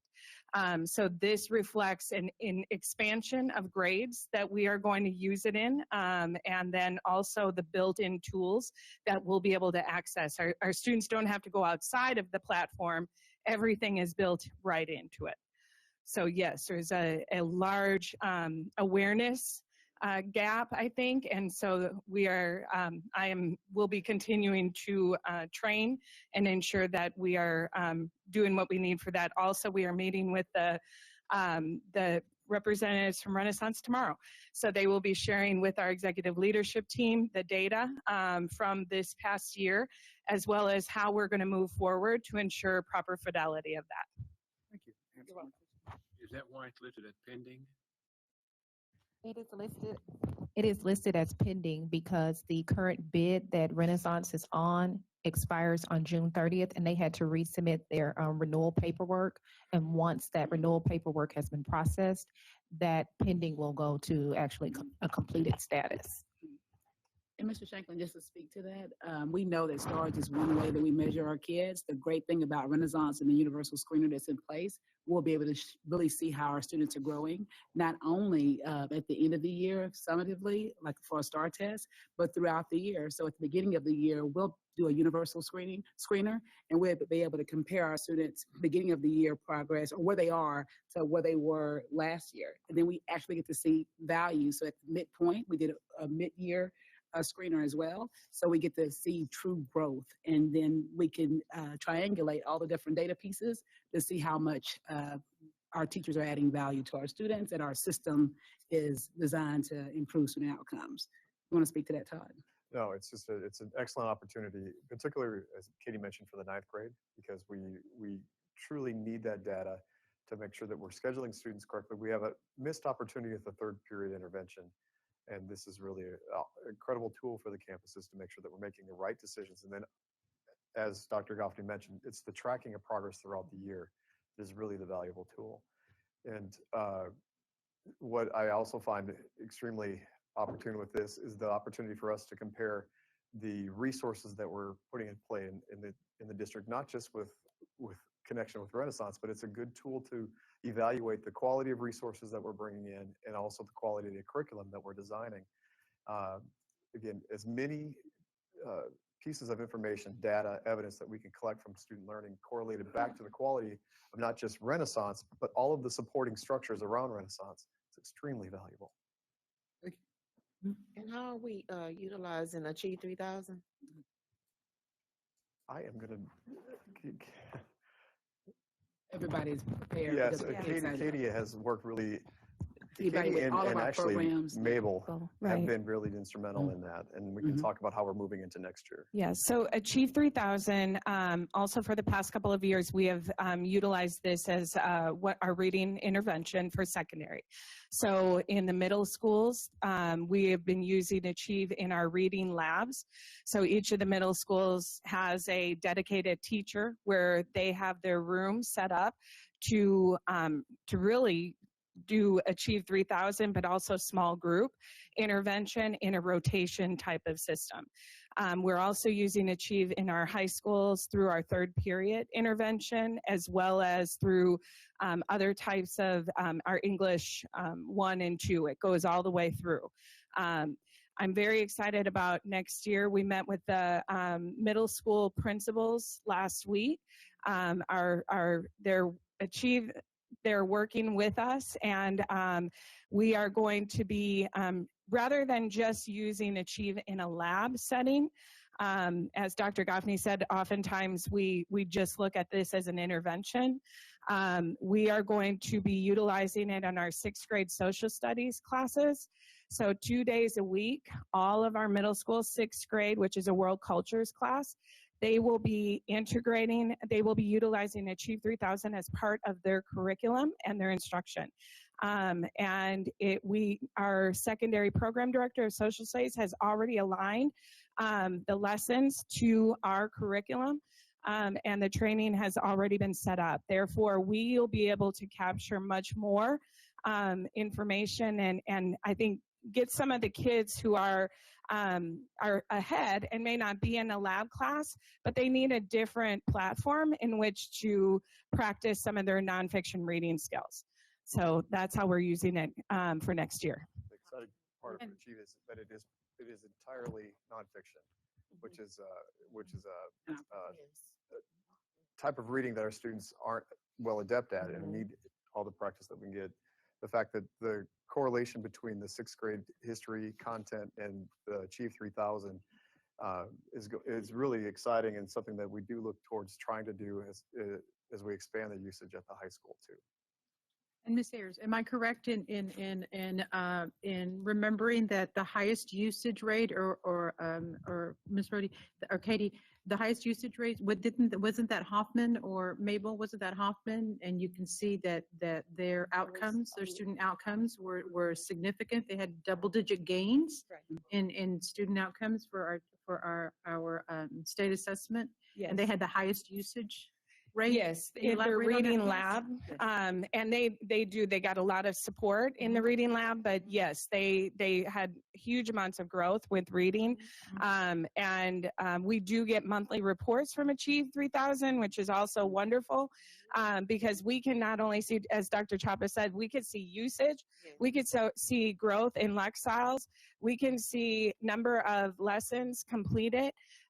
So it is an accountability factor for us, and then a follow-up conversation with several schools who may not be using it with Fidelity. That was my next question about the reports. We do. Running reports. Okay, and also Ms. Holt, are we using vocabulary in the middle schools? Just curious. She loves vocabulary. She's a Gwen Lockett. Gwen social Lockett, studies program. social Yeah, studies we've been program winning with our director. ILT. She does this Oh, yeah. board, and we're winning all kinds of stuff. So we have two vocabulary programs that we use vocabulary through 8th grade, and then we're using vocabulary.com. I'm sorry, Mabel. The question was for you. I'm sorry.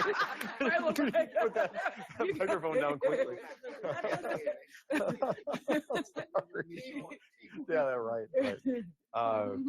So We have two. yes, two programs, and we're using vocabulary.com in the high school. And Okay.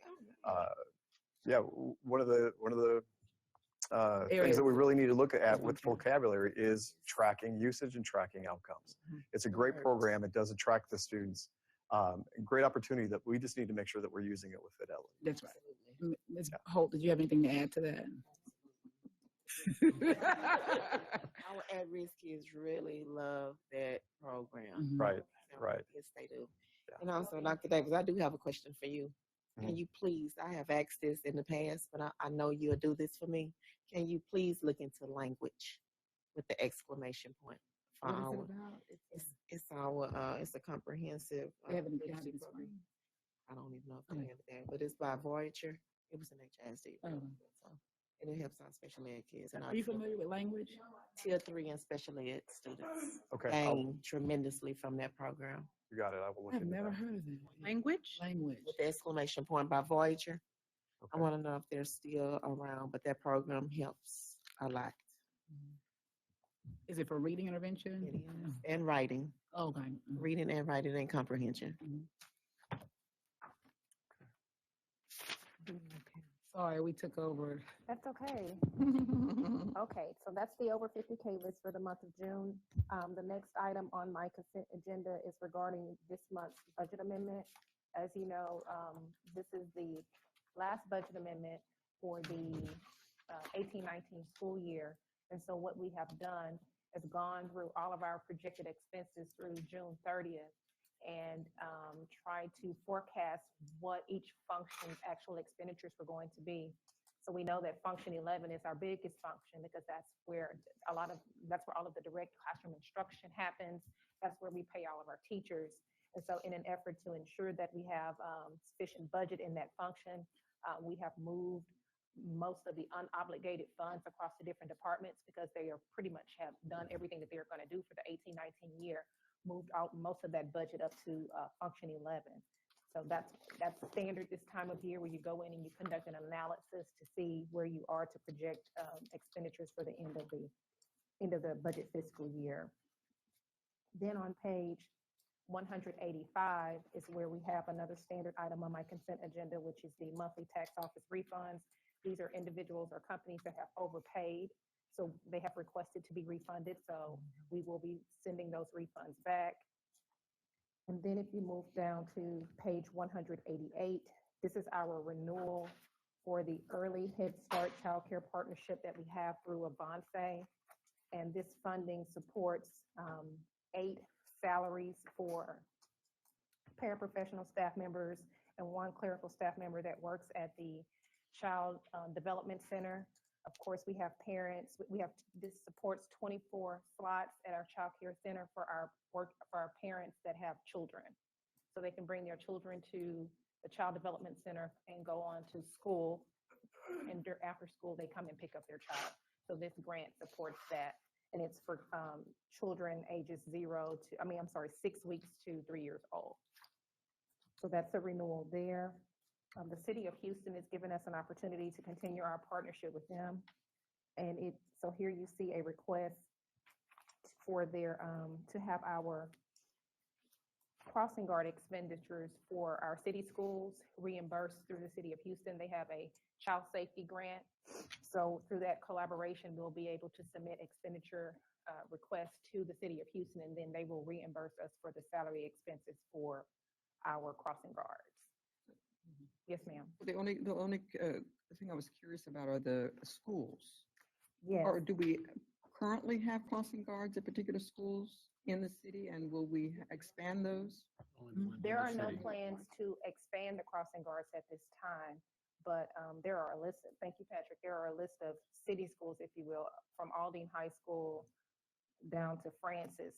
I mean, that's considered a city school, so there are about 20. Because there's an addendum and they weren't listed. There's a. No, in the agreement that you have that was uploaded, it doesn't specify the names of the schools. It just says city schools. So we have to know which of our schools are in the city of Houston. All right, Exhibit A on page 209. Page 200, I'm sorry, Dr. 209. I was just curious to see, after I read it, I was curious to see which of our schools currently have them, and we don't have them listed. Correct, because this is the actual document. We haven't added or entered it. requested any reimbursement for expenditures because this is the start of the crossing guard grant. So I think your question is which schools have crossing guards? In And the- then, is that what you're asking me? Okay, I'll have to get a list because I don't know off the top of my head which of our schools schools are in the city of Houston that have crossing guards specifically. But those city of Houston schools would be eligible if they do have a crossing guard. I would imagine many of our neighborhood schools, especially our elementary campuses, would have crossing guards. But I don't know each campus line by line that has a crossing guard. Able to, would you know? I mean, would Patrick know who holds that information? It would be Tom Caldwell. This is just- Tom Caldwell. So like, I know that Harris has a crossing guard because we had a discussion, there was specific needs because it was dangerous for our students to cross some of the walkers. So we have a crossing guard that's there. So, but he has a list. Tom Caldwell has a list. I don't really need to know. I was just curious to know if we were, if there were, for example, I know that, I don't know if MacArthur is in that area, but I know that one time that we had that fatality on Aldine Mill route, and there was the addition of the light. I don't know if that particular location is in the city, but I really would be more curious to know if there are particular locations where we have had incidents where we don't have crossing guards, and that would perhaps require a need. But there you have officer there that could serve in that capacity. Yeah. In the morning. That would probably be more effective than a crossing guard because that's so busy. Right. In our neighborhood, Dr. Yeah. Arquilla, there's been a couple schools where the officer has been replaced with the crossing. Right. Which one? Do you know? Do you remember the school? Thinking down there, T.C. Jester, across from the Church Living Word. Yeah. Okay. So Harrison Vines. That's a Harrison Vines. They've replaced a policeman We with the. we had an officer there tentatively until we hired a crossing guard. Yeah.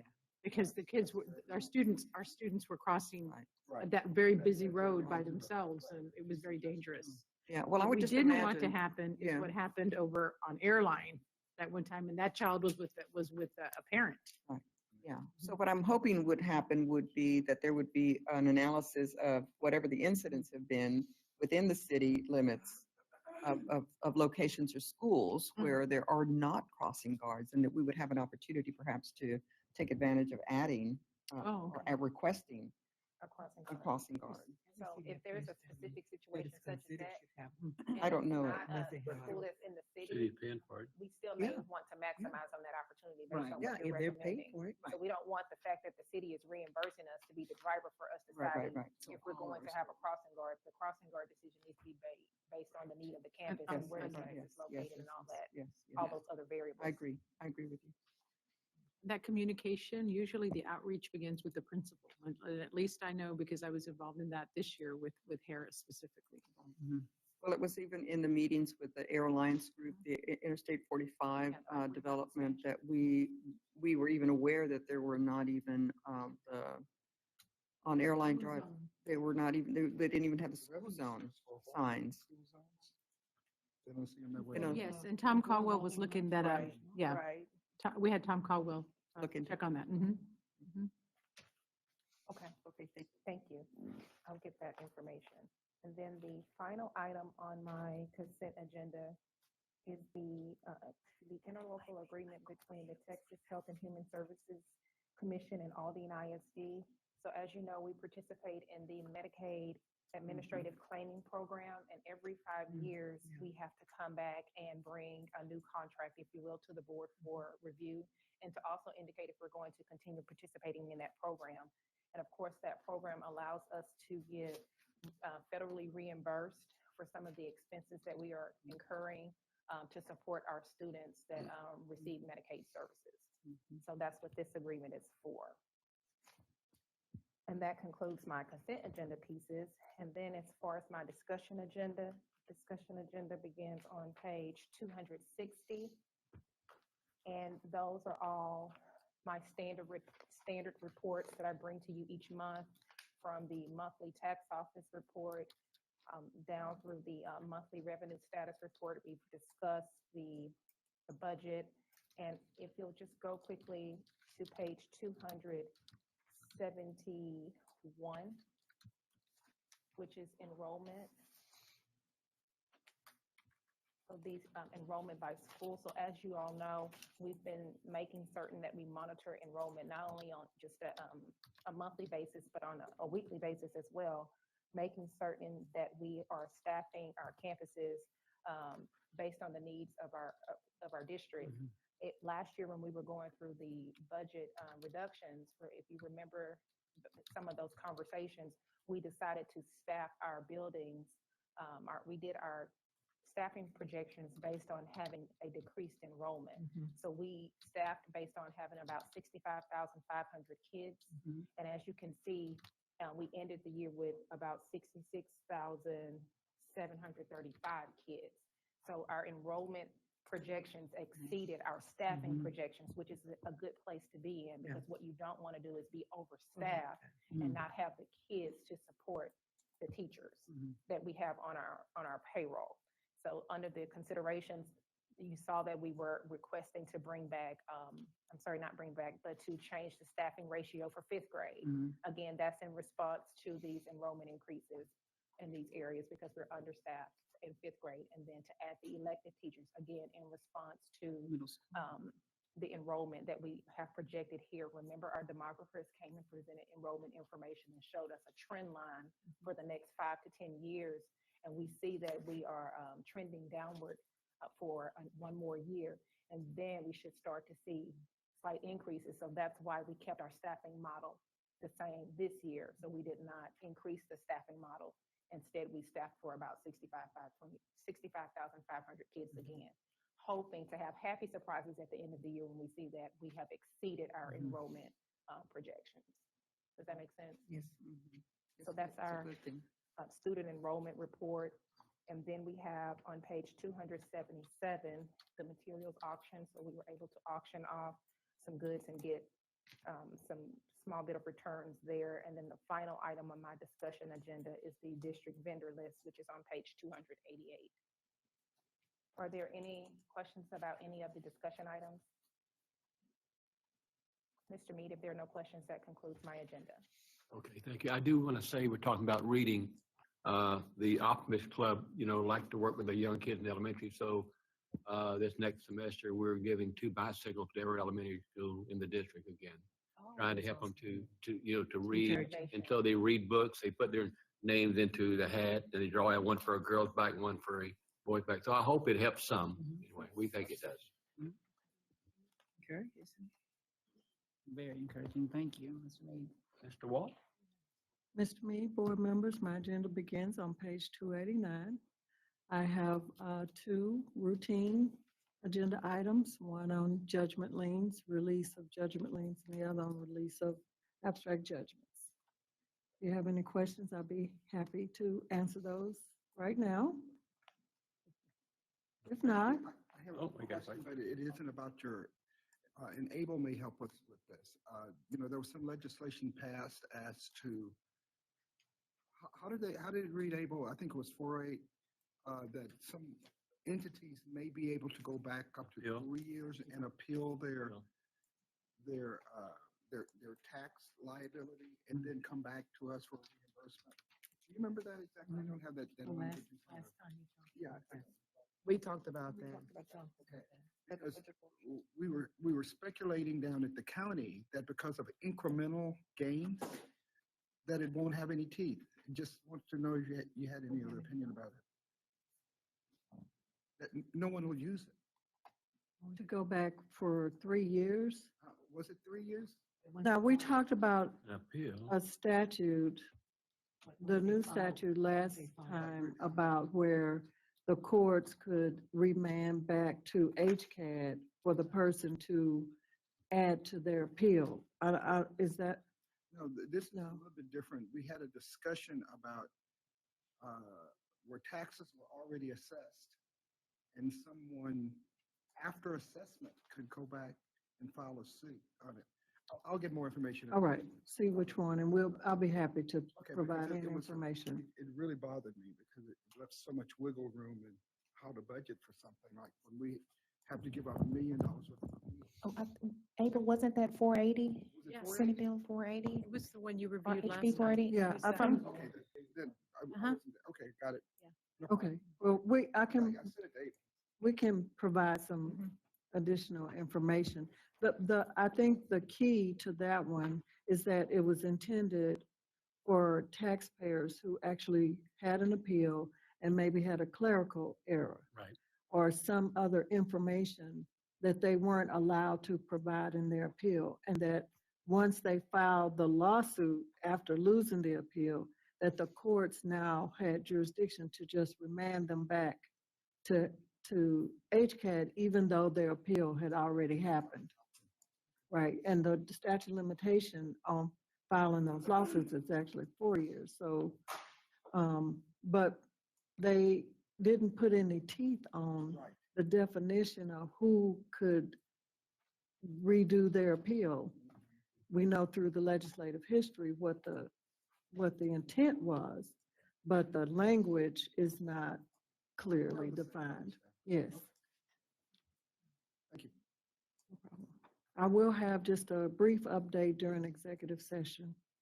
And other than that, that ends my agenda. Okay, thank you so much. Leah? Yes, sir. Dr. Goffney, if you don't mind, I'd like to do the standard board workshop and then move over to the 2 presentations. So, Mr. Mead, board members, I'm going to skip the end of year survey results and come back to those, and just want to point out 2 things. My report starts on 294. So if you go down a few pages, I just want to look at the calendar and just call your attention to, Christina's not here, and Katie, I'm sorry, but we did have the pre-K festival on Saturday. And I know that if you were there, if you've seen pictures, it by all accounts, it was very well attended and very well appreciated. And I think Dr. Goffney was smiling the biggest, like a Cheshire cat, about how happy she was that our parents were able to get what they needed from our pre-K festival. So that happened on Saturday. Dr. Gomez is not feeling well, but we'll have a full report. Do you have something? I just know she started with us. Yes.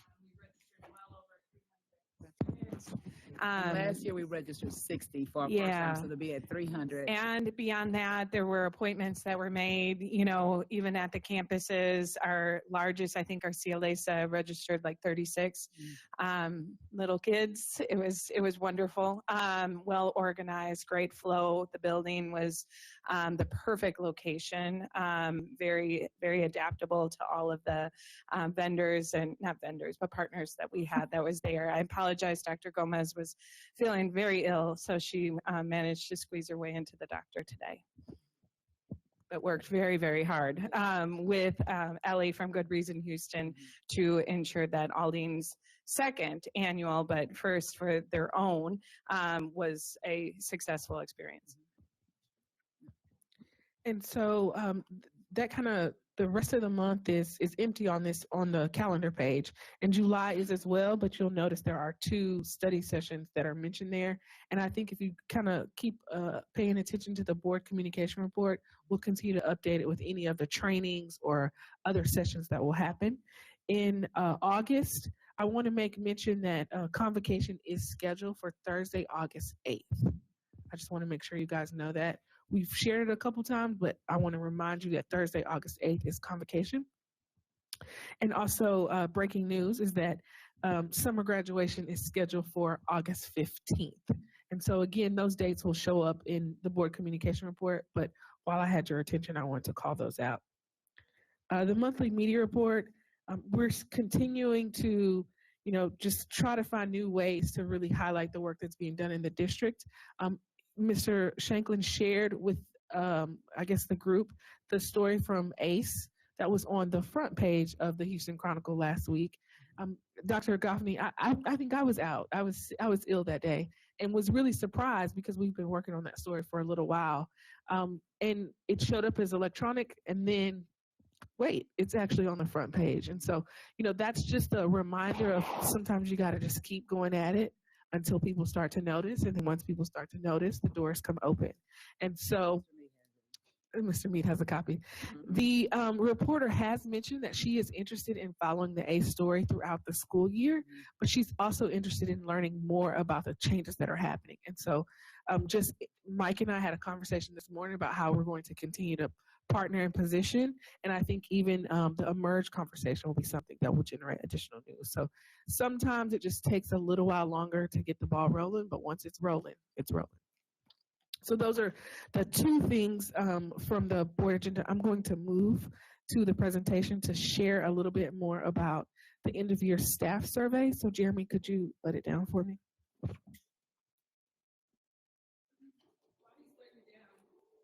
It's probably better. That one's better. That mic is better. Mm-hmm.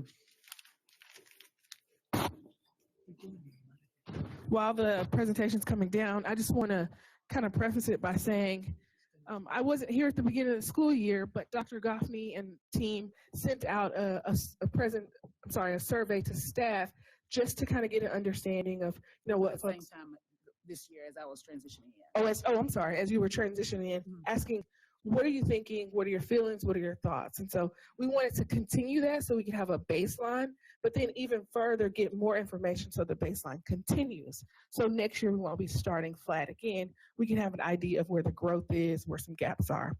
And so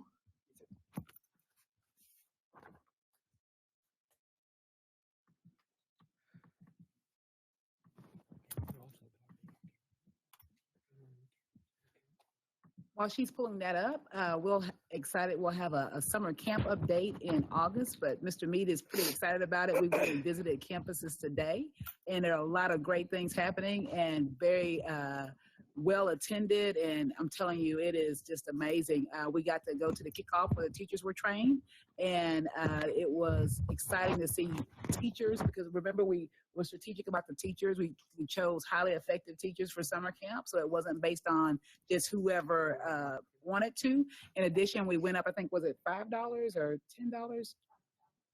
$5, but it made a big difference for teachers, and they were super excited to give up their summers to do this. And so the summer camp has been well attended.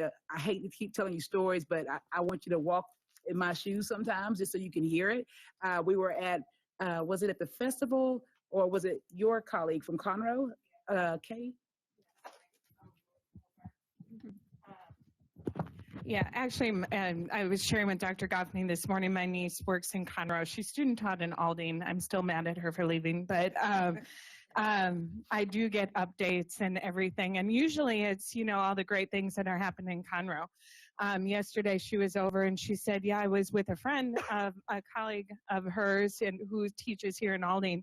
And she was bragging on some of the things such as ACE and others, but was saying, about our summer camp and that Aldine's doing it right. and that we have, she wanted to know all about it because she's teaching summer camp in Conroe, and it is promotional and it's not fun. And, you know, it's the kids who don't want to be there necessarily. And so she was really jealous. And of course, that's when I say, well, come on back to Aldine, you know. But I say that actually in all seriousness, because it's things like that that will attract our people back, as we were saying, or even just attract them to Aldine because they hear these incredible things. So word has spread everywhere.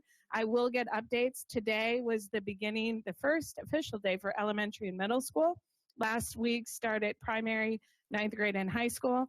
If you have been seeing some tweets, I'm sorry to take your time, but they've been doing yoga and karate and cooking at 9th grade, and it's just amazing. So I will share at the next board meeting. Yes. And instead of hearing, oh, my kids in summer school, we were when we were going into Kajawa, or we were somewhere. Oh, we were going into Carter. Carter, she had her 3 children and was excited to enroll her kid in camp.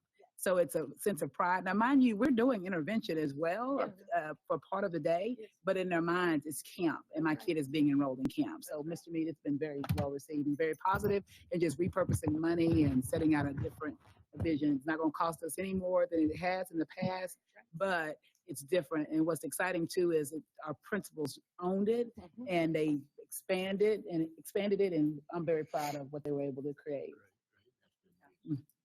And you'll have a full report next month. So, Mr. Mead, back to the end of your survey. So we sent this out on 5/24, the last Friday of the contract. Oh, not the contract year. The last Friday that the campus staff were in their buildings, and we sent out a 28. It was actually a message from Dr. Goffney, a short message thanking them for their work throughout the year, reminding them to have a restful summer, but also asking them very quickly to complete a short survey, a brief survey, telling us about their feelings. It was a 28 question survey, took between 5 and 10 minutes. And you had the option to be anonymous, or you could complete the demographic information, which included your school, how long you had been in the district, where your location was. As you can see, so what I'm going to provide is a very high level overview. We did it just a few weeks ago. We've tried to compile the information so that we could share it. You'll see that the majority of almost 40% or 48% of the folks that filled it out have between 2 and 10 years of tenure. So the majority of our campus leaders and teachers, or folks that have been here, completed it and told us how they felt. You'll also see that the staff location, majority of them, as you can imagine, are campus-based staff. Although everyone in the district who has an email address received this survey. We had 1,756 employees completed. So that's almost 1,800 staff members take the time to stop and send this out. I'll be honest and tell you, some folks had already gone home, right? Because they either left the day early, but they stopped and completed this. So I think that says a lot that they wanted to share their voice. The survey was broken down. You received the questions, they were broken down in these categories. So district culture, employee experience, leadership, mission and vision orientation, and systems and supports. When you got the question, you didn't know which one it aligned to, but that allowed us to create some buckets to then be able to measure. And you'll see overwhelmingly, most of the responses were positive, hence the green. However, there are some areas that we still need to work on growth in for opportunity, and those are in the yellow. They have a little bit of a negative perception. District culture, as you can see, they're all pretty high, and I think that's a continuation of what Katie just mentioned. Staff are really excited about the things that are happening, and this is how they're feeling about it. So if I go back, the questions were, you were able to rate 1 through 5, and then at the end, you were given just an open window where you could share whatever you'd like. And this is how we kind of compile this. So the district strengths and opportunities kind of showed up in 2 different areas. On the strength side, were the work I do in Aldine makes me proud. Again, what Katie said, they're able to brag to their colleagues about what they're doing. I plan to return. I think that speaks to the numbers that Javier talked a little about. Staff are staying. Also, I'm satisfied with the job and the work that I do. Accelerating student outcomes is one of the district's top priorities. So to me, that speaks to messaging. We are really talking about what is at the top and what is at the end of our goals, what we should all be focused on. And then also on the strength side is our staff believe that we will be increasingly successful in the future. And as we've mentioned throughout all of our board meetings, that this was a difficult year full of change and transition and other things that could make you uncomfortable. Staff are still saying, I'm interested in knowing what's going to happen, and I believe this is all going to be for the greater good. Now, you have strengths, but there's also opportunities. And so we actually talked about this a little bit, that we have to do some additional work with making sure that the information is cascaded down. So the goals are clear to everyone on my team, an area of opportunity. I feel comfortable sharing ideas and opinions with my principal, direct supervisor. We know that, those difficult conversations are always going to be difficult conversations. And so we have to work with our leaders to make sure they understand how to create boundaries, but also open dialogue between their staff members and themselves so that, again, we're all focused on the same goal. Everyone is treated fairly regardless of race. We spent a little time going around about this one. What could that mean? What is that? Is there something, an issue? This is probably an area that will always show up that we need to continue to work on, to making sure our equity, our culture, the things that we're really thinking about in our goals and our projects and our priorities. But again, you can see that these are kind of things that are bubbling up. I have the materials and equipment I need to do my job well. I'll share that in our department, when we've looked at, once I started all the way to the end of now, my staff feels as though they don't have access maybe to the right computers or cameras. And, if communication is what we do, it's easy enough to get you a camera. But I think through, last year we talked about budget cuts and tightening the belt loops and making sure we're spending money in the right places. I think staff are questioning, well, can I ask for something? Am I really getting what I need? And again, I think that's a conversation of us as leaders, making sure we're focusing our resources in the right places and helping staff to understand the decisions we're making and what they do to student outcomes. And then I think the last one is over the course of the last semester, I've received feedback and recognition about my progress. And I think that those are two areas that we all know we need to continue to work on, that's recognition, highlighting the great things that are happening and really patting our staff and students on the back for the work that they're doing. So again, these are areas that we need to work on. They're opportunities, but they're not necessarily negatives. It's areas that we know we need to focus on. The good news is that I think as we start talking about the strategic plan, you'll see that these are already woven into plans that we've already made, things that we've already talked about, conversations we've already had. So it's not like anything hit us, from the blind side and said, oh, that's something new. These are things we know we need to work on. I think it underlines the work we know we're doing. Just a few takeaways. So again, I just mentioned, despite those significant changes, the staff experience is still generally positive. We kind of have talked on Dr. Goffney's kind of listening to her or talking to staff. People are excited about Aldine, right? They are really optimistic about the work we can do for our students. Staff members are committed to Aldine and can imagine a future here. I mean, when I go meet a person in the district and they're like, oh, I've been here 20 years, or I've been here 10 years or 5 years. I think people are committed to Aldine for a reason. We just have to figure out and make sure they're in the right seat, on the right bus, and have the right training and coaching to get to what we need, which is increased student outcomes. Staff members have significant faith that we're heading in the right direction. Again, the conversation's happening. People are hearing the things that we're talking about in board meetings and in our meetings. We just need to continue to promote the message and make sure they understand how they fit into the district's larger plan. We must continue to create alignment, again, that supports that. It's not just about what we know, what Dr. Goffney's vision is, but how does the bus driver play into the bigger picture? How is the custodian going to impact student achievement?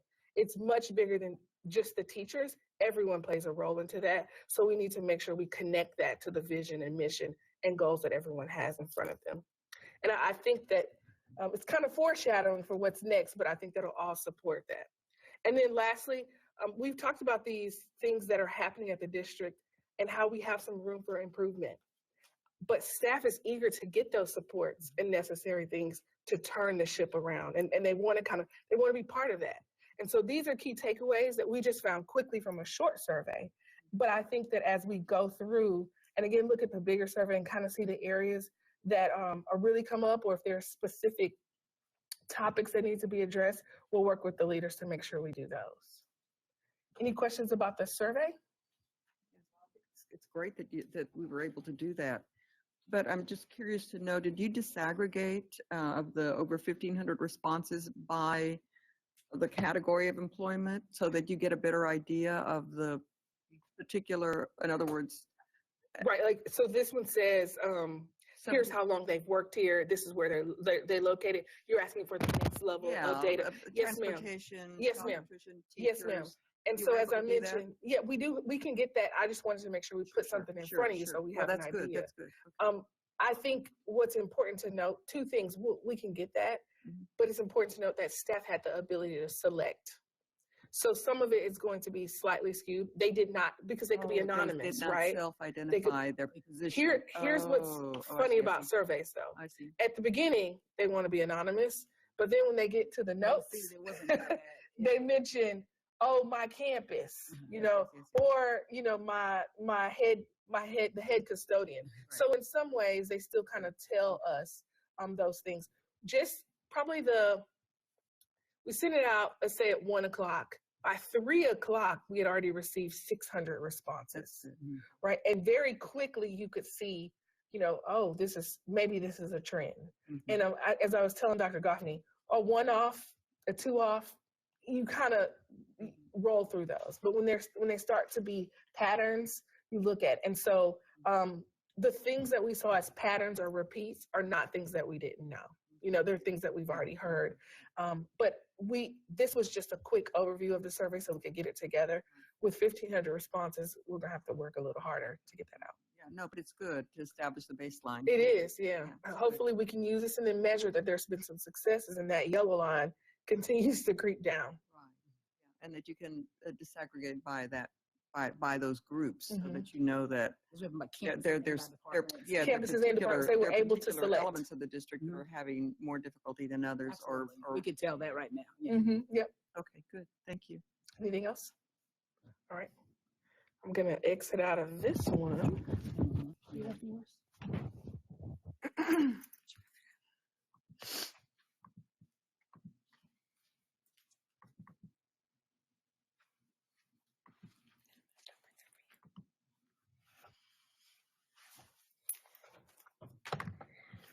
Good evening again, Dr. Goffney, Dr. Chapa, Mr. Mead, members of the board. We are excited to finally share with you some updates on our strategic plan.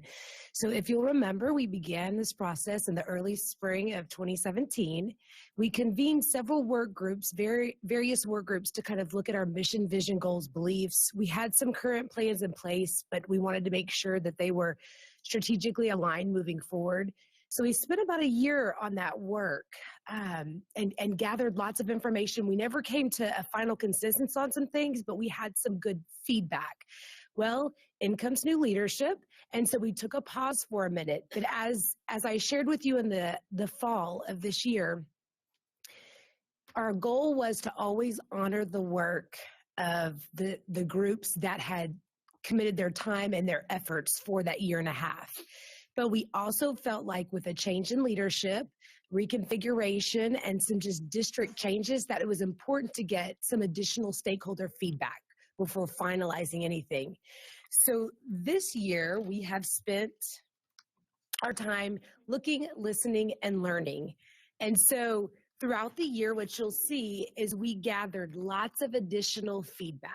We had community meetings where we engaged our stakeholders. The team spent time at district events and getting to know stakeholders.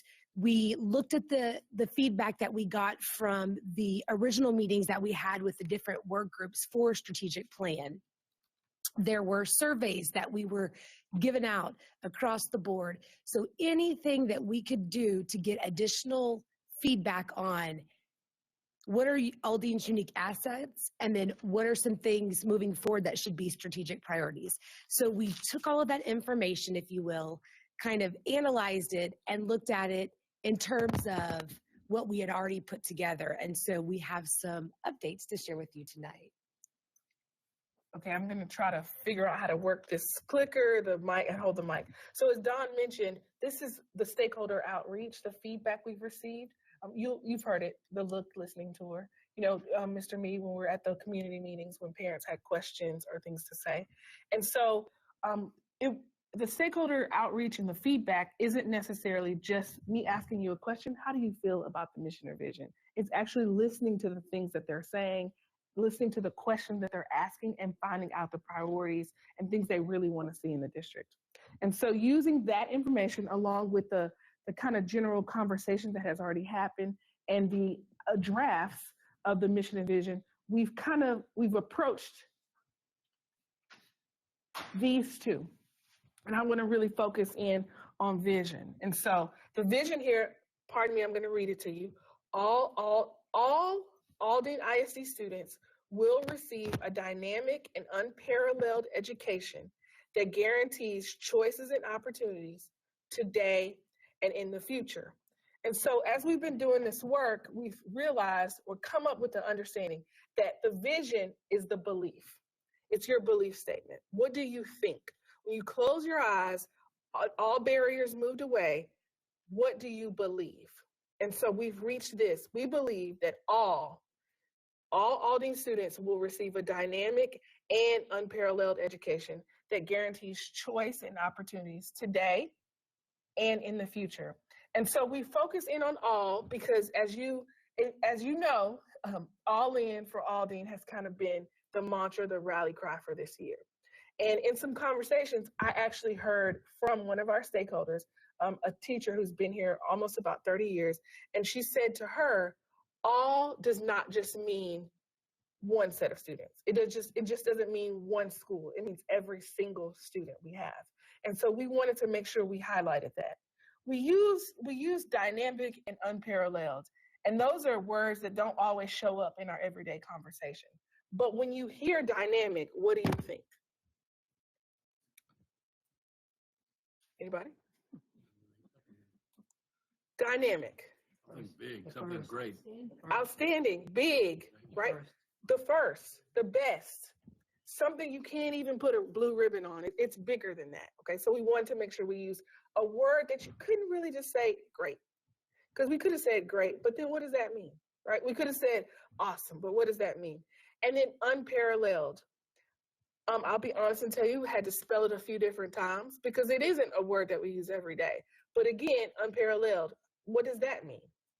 Not equal. It's not equal. If you're not here, then you're missing out, right? So we've talked over time about how we have students who are choosing not to be in Alden, who selected to go to other schools, but we want them to know that if you go someplace else, you're missing. It's spelled. Yeah, I knew it was coming. Yeah. I knew it was coming. We'll fix it. I don't remember it looking like that when we went over it the other day. It hasn't changed. We just need to fix it. Okay, gotcha. Yeah. So if you choose another location or another school to receive your education, we're telling you that you're missing on an unparalleled education. You're missing something that you won't get. It also doesn't speak to just math, science, reading, and writing. It's everything that happens in education. It's what you received on the football field, it's what you received in the band hall. So it's a whole experience, okay? And then choices and opportunities. You've heard the superintendent mention that several times, that we want to provide choices and opportunities. Hence why we have Blanton. Hence why we have a Magnet Strand. Hence why we have Avalos, right? So those programs give students choices and opportunities. Also, here's why we have dual language. And then today we heard from Emerge, opportunities, right? Not just for today, because we just don't want you to worry about what you're doing today, but we want to prepare you for what's after graduation, what's after 5th grade, okay? So that's vision. Mission is how you do what you believe. So it's how you do the work every day. It's what you do. And so we're pushing forward that we'd like to provide a rigorous and enriching educational experience that prepares every student for college, career, and life success. Okay, so rigorous, yes, ma'am. And so just making sure that we understand that we actually talked about guarantees. And so although every student can't go to CTE Blanton or every student can't go to Rose Avalos, every student should have a choice that meets their needs. Yes, right. And so as we look at the fact that we only have one vertical with True Magnet, and now we're expanding dual language to all of To them. all 5. And then looking in the future, we couldn't do everything this year, but our goal is if we believe this, then there'll be things that we're going to be doing in the future. So we believe that all students will receive it and that it guarantees choices and opportunities. They may not be guaranteed the choice to go to Avalos, but their preparation in our schools is going to guarantee them choices and opportunities today and in the future. Does that make sense? So the manifestation of the vision requires work. That's right, which is how we get to the mission, right? You got it, Mr. Mead. Mr. Mead, does that make sense to you? Yeah, just guaranteed sticks out because some people would say, my kid can't go there. It's a, We talked about that. We talked about that. yeah. That's why we want more choice in our district so that they don't go to Harmony, so that they don't go to some of the other I charter think that also the choices and opportunities can go hand in hand, or they can also go separate. So we are guaranteeing you opportunities as well. So we're going to present you more things, and also, right. I suppose another way to say it, if the word is troubling, could just simply be dynamic and unparalleled education with choices and opportunities today and future. It is, yeah, that's a good, write that one down. I think we talked about what does guarantee mean, and it's a ticket, it's a receipt, it's something you can count on. So we wanted to make sure we were underlining and reminding people that this wasn't something that we just thought. So if that's troublesome, and people might interpret it, I mean, because two, it's one thing for us to understand it the way that we've interpreted it or that we've discussed. It's another thing for the public to interpret it, and the interpretation may be at your first glance. You know, I'm thinking lottery. In some cases, it's lottery, okay? So that's not really a guaranteed choice. It's a lottery. But I understand when you're saying more choices, there are more choices there. But, you know. But we also want to make sure too, because the majority of our students are going to be in our neighborhood schools. And so our chief academic officer, his primary objective is to improve tier 1 instruction so that even a neighborhood school is an exceptional choice. That even is not just about taking the magnet or whatever school that you're enrolled in, that you're zoned to. And I think we're seeing evidence of that. I know he can't see me, so but yes. So I think what you're mentioning is we talk about choice and opportunities, like you choosing to go to a selective school, but also you're making a choice by going to the school that's right in your neighborhood that you're zoned to. And so we want to make sure that those schools are the best that they can be. So if you choose to go to Harmony, you're making a choice to leave this dynamic and unparalleled education we're guaranteeing or we're giving you. If we go back to the mission, so rigorous and enriching education. Those are words we mulled over and we talked about them. What do those mean? Rigorous just doesn't mean, top tier. It means what's appropriate for you, right? What's difficult for you.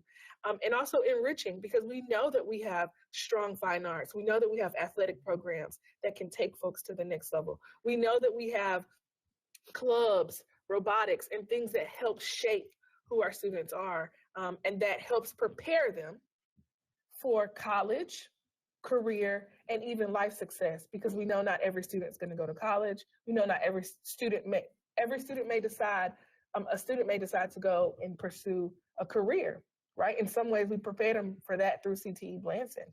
But then at the end of the day, no matter what they choose, we want them to be successful in life, because we ultimately know that how they succeed in their choices also supports the community that we live in. All right. So any questions about the mission? I do like the kind of call out about guarantees. And then I want to also focus on vision has all, mission has every. So every means you. The way I thought about it is when you say all, you think about your hair in a bun, right? You just pull your hair back or in a ponytail. When you say every, you think about what each strand makes up. a head of hair. So it's how you call out each and every student. So it could be a choice of each or every. From here. Whereas each student. Oh. Mm. Okay. So everybody's like collective. Each is like each individual hair. Each and every. Each. It's based very individual. Makes it Okay. individual. Okay, so I'm going to go from mission and vision on to. They do. They. Whoa. Word to me, thanks. Thank you, Mr. Shanklin. Okay, so I hope you're awake. So we're going to talk a little bit about the rebrand, right? And so again, we're out talking to community members, talking about who Aldine is, what are our success stories, what are priorities. And what we learned is that, people may not know the same story that we all know, right? I remember when I was looking for to come to Aldine, I thought, let me find out what the research is. Of course, I ran into, the Broad Prize and kind of some more pieces of information. But what are we known for? When you close your eyes, what does Aldine mean? And everyone's story is different. So in branding, what we want is everyone's story to be the same, right? So if you drive a Jaguar, when you close your eyes and you get in the car, a Jaguar, right? That's what it's called. You have a feeling, right?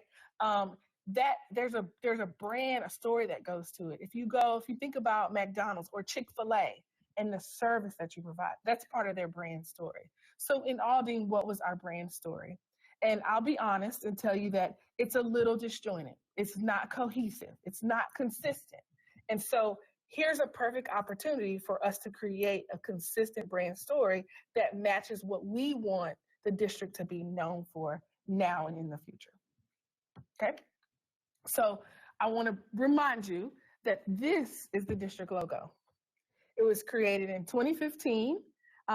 I don't know the whole backstory, but this is what you will see on employees' badges. This is what you see on their shirts. This is the district's brand. This is the district's logo. There are questions. There's a seal right behind you. Is that the district's logo? There's questions about, there's another version of that has the stars filled in. Is that the district's logo?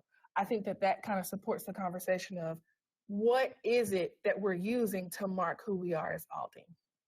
And so we've convened a committee made up of employees from across the district just to get a small understanding of who they believe Aldine is, just to get their ideas. So on that committee are new employees, employees from Dawn, or I guess people from Dawn's strategic planning committee who have been able to kind of talk through what the strategic planning is, what the thoughts are. And this is what they've been doing this. I want to talk about our timeline. I'm talking about two things, the strategic plan and the branding, the rebranding of the district. And you'll see that we've met with them a few times. We've partnered with MatterLab to help us do this work. And what we found is that having an outside eye, having an outside organization allows us to synthesize what we are learning, and then they can help us do the heavy lift. You'll see that we have some drafts. I'll share those in a little bit. We've had an internal committee that has talked about what they wanted to see in a district brand, what they like about what we already have, what they like about the Aldine story. And then the dates continue to go on. I won't go through them all, but I do want you to know that our goal is to really, on August 8th, start the new school year with a strategic plan, a new brand, and a cohesive conversation about who we are as a district. I think that supports internally what staff want to know, but also externally what we want to promote to people, so when they choose Aldine, they know exactly what they're getting. Any questions about that timeline? It's pretty detailed. That's a good thing. On June 24th, it'll be I know that we know already that Mr. Shanklin won't be able to stay possibly, but we're, in addition to going over the budget and improving the budget, we want to have a conversation around the complete strategic plan, the complete draft. And so we were planning to go over that as well. So there'll be 2 items on the agenda. Okay. So today, my job is to get a little more, share with you and get a little more feedback. I'm going to do a little educating on branding. And so I want to remind you that a logo mark, which we just saw, the district's logo was Aldine ISD, right? That's just a mark, just a logo. Think about the Nike swoosh or the Mercedes-Benz logo. That is their mark. Then also you'll recognize that many brands come with a color palette. So I use the example of McDonald's, and I'll show you a picture soon. But immediately, Mr. Mead, what are the McDonald's colors? I know yellow's there. I don't do much McDonald's, but I think yellow's there. Yellow, because the arches, right? The other color is red. Okay, the other color is red on the Happy Meals. You know, I haven't been to McDonald's in a little while too, but the next time you go to McDonald's, you immediately see those are their colors. That is what they use to support what they come out with as a brand. Then also, some brands decide to use typeface as their logo. The Kellogg's K, or if you then Special K, uses that special font, that typeface. I'll show you that there. Aldine uses a typeface. So the way our logo looks is we're using a typeface. All right. Mr. Me, there's the McDonald's. And if you go into their building, you'll see that it's red and yellow everywhere. And the good news is it supports what red and yellow does. So in colors, as you're choosing them, red is powerful, it's strong, it's going to draw your eye. One thing on here I realize is that it also increases your metabolism. So you're going to keep going back to McDonald's, right? You're going to keep going back to Chick-fil-A because you've eaten and it's processing, right? Orange goes with joy, and yellow is kind of also joy and happiness, but it also is intellect and energy.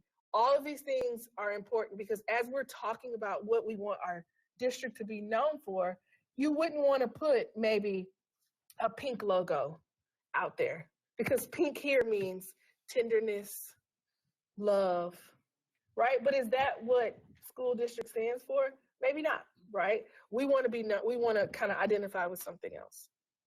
Black here means power and elegance and formality. And so that's why you'll see some of the formal brands, some of those expensive brands are using black. One more piece is that you'll see that serif is a type of font. It's the traditional, it's the fancy font, the ones that have the little things on the end. Sans serif is modern, so it's without. So if you look at anything that Aldine is doing, it's going to be without the sans serif. I'm sorry, it's going to be without the serif. It allows you to really be able to read. If you're looking on a computer, that's Arial. If you look at that behind you, that's the simple font. Nothing fancy, sans serif. And then the custom is when you change it to make sure it's custom to you. All right? So in the meetings that we've had with that small committee, we've also kind of talked to ELT. I said, what do you want to see? I actually brought all of the districts from across the state and just looked at them in front of them. You'd be surprised this group has a lot to say. And so do our staff members. What they said is they want our logo to tell the story of the school district. Bless you. Bless you. Bless you. They want to include the word independent school district. And I will tell you, that was a long discussion because when you put just ISD and you go to a national conference or you're talking to someone else, people may not know what ISD stands for. I think we take for granted that we do know that.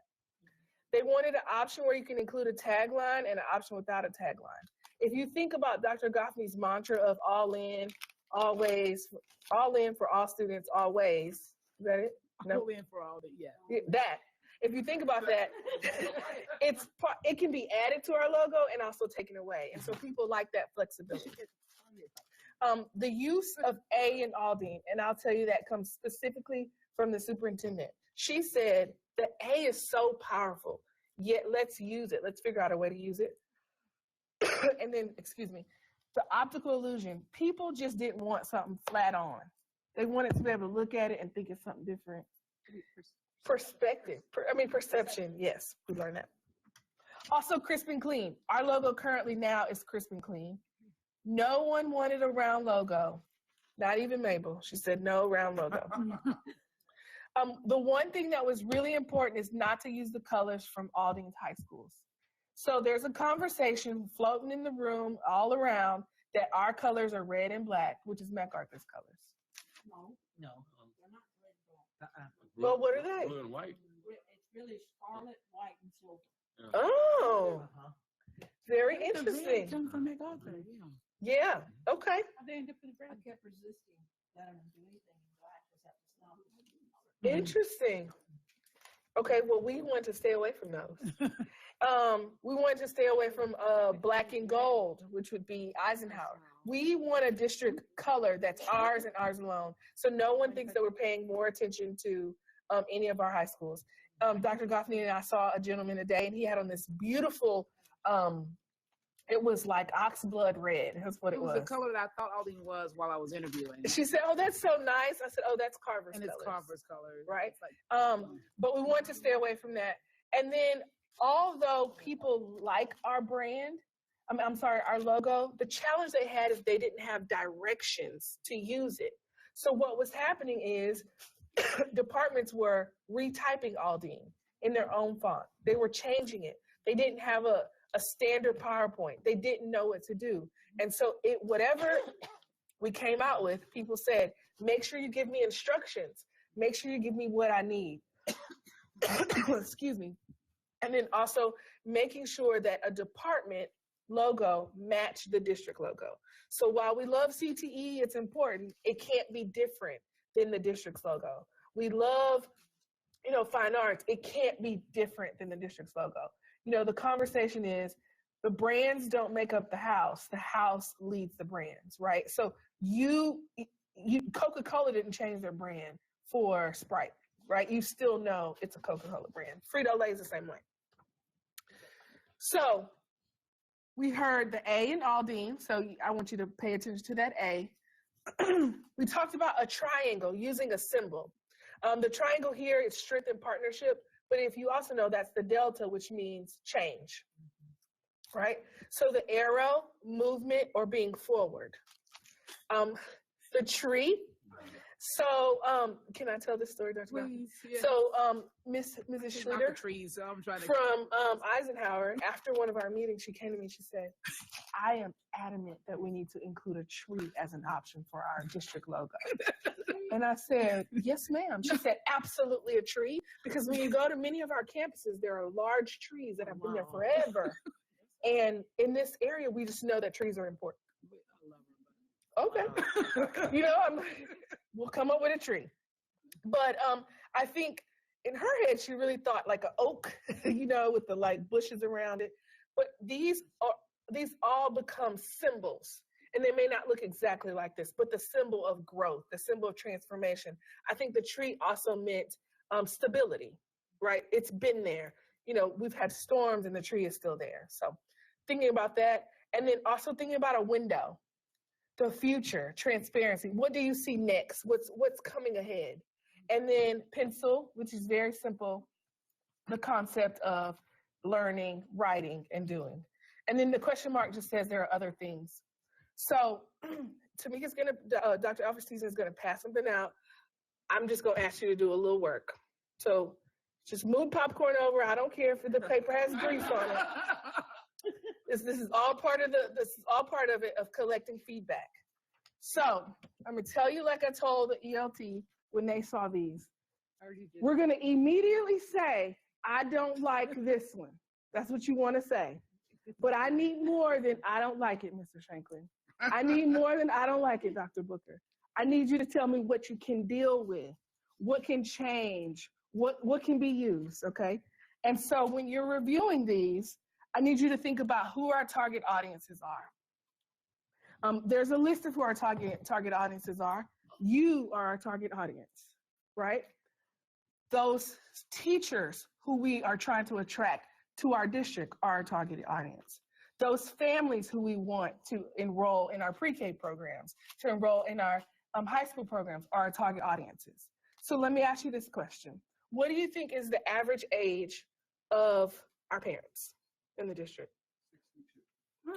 62. Okay, parents, Mr. No. 38. That's a grand. Right, so that's a good number, right? So up to about 40, 42, right? I'm gonna be an anomaly later, but that's a whole nother story. But they're younger generation. So when you think about that generation, think about what they have seen growing up. Think about what they're experiencing, right? So they're a target audience too. Our businesses in our area are also target audiences because when we put our logo next to theirs, how does it look? How does it blend? How does it mesh? How does it stand out? And then, believe it or not, so are our colleagues, our other school districts. They're also part of our target audiences. So we want to make sure that. So we're going to answer the question, does this resonate with our target audiences? You're going to resonate, does this convey the values of the district? Does this think about, we haven't talked about values, but does this support what you think are the values, right? We can imagine access, diversity, equity. We talked about choice and opportunities in the mission and the vision. And then the last question is, will it stand the test of time? So anything can stand the test of time, but will it look dated in 5 years? In 2 years, will it look like it was, a novelty?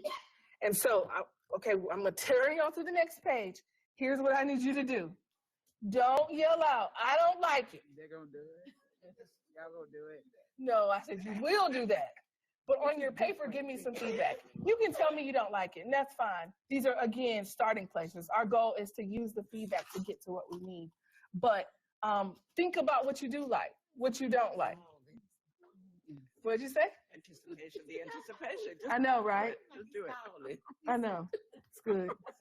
Okay. So, you see our current logo? Yeah, okay. Right, it's there. I just want to get you oriented. So you see how it looks. I'm gonna come this way. You see how it looks against or in the kind of community of others. I just want to point out that many of these districts have changed their logos in the last 5 years. So their logos didn't look like this always. Some of them had stars and circles too, like us, but this is the current landscape. All right. Here's option A. You got to find it. You found it? Yeah. So option A, it's there. Dr. Booker, I don't like it. I heard you. All right, you see it in the current landscape. You're going to give us time to do this? I am. I'm going to go to this next one here that gives it to you up close. So it's the stylized A. This one is very similar to what we're using now. So the Aldine would look familiar to you because it looks like what's on our badges. I talked a little bit about Dr. Chopper and I talked about the perception. Do you see the pencil? Oh, The pencil in the A. Now it's cute. I didn't see it at first. Right. I want y'all to know Dr. Alfred Season is pointing this out because she didn't see it at It first. does not look like a pencil. The eraser. Yeah. We need a bottom part or something. Yeah, we need the bottom part. That'll be really the eraser. So this is just, again, it's just the top. We're still going to evolve these. No, for sure. Okay. So notice the colors are not any of our school colors combination. That is a red and a gold. Gold primary colors. Is that a gray or a black? Gray and a white. That's, and white, and that is a dark gray. It's not black. Okay. I want you to see how it looks black and white. That's on the far right side. So that's A and B together? This is just A. Okay. All together, one logo, because we need to be able to show it different ways. What did you write? You don't cheat. So you give your feedback, and then on the back at the bottom, you're gonna give me a rating on how the target audience will feel, and then does it match the values, and will it stand the test of time? 1, 2, 3. This is one right now. This is just number one. Logo A. A. Logo, yes. Logo A. Pros and cons. Okay, can I go to the next one? Or are you still looking at this one? You want us to put a number or just comment? On the back side? Pros and cons, is that what you want? Pros and cons are good, and then when you flip to the back side, you can evaluate. 1 is bad, 5 is good. Okay, so what we do is Now, don't forget, you guys are part of the target audience, so that's important. 3 areas, right? Mm-hmm. You know, how long do you think it'll stand? How long do you think it'll, I mean, like 10 years from now?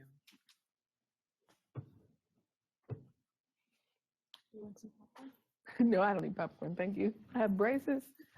I'm not supposed to have them. I'm gonna go to option B. Did you find it? Yes. Oh. Oh. Oh. Tell us how you really You could have said something else. Triangle for the A. Remember, we talked about those. That could be a tree, Dr. Booker. That could be a tree. It could be an arrow.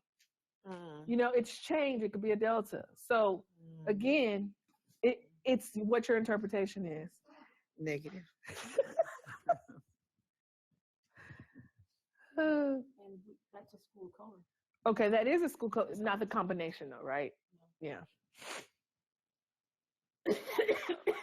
I don't want to cheat. I want to give y'all a little secret, but I'll. That's a nice color. That's all I'll say. Are you going to isolate it Uh-huh. like you did a while ago? So the triangle A represents the forward movement because it can be an arrow, as I mentioned. It can also be the delta. The green, remember if we looked at the colors, green means growth, green means change, green means all the things that are fresh and new.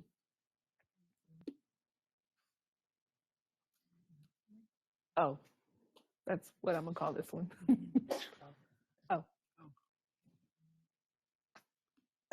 Now, hmm? No, I'm just reading color palette. Because remember the first one were primary, so it's red, yellow. This is the second part of the color wheel. Hmm.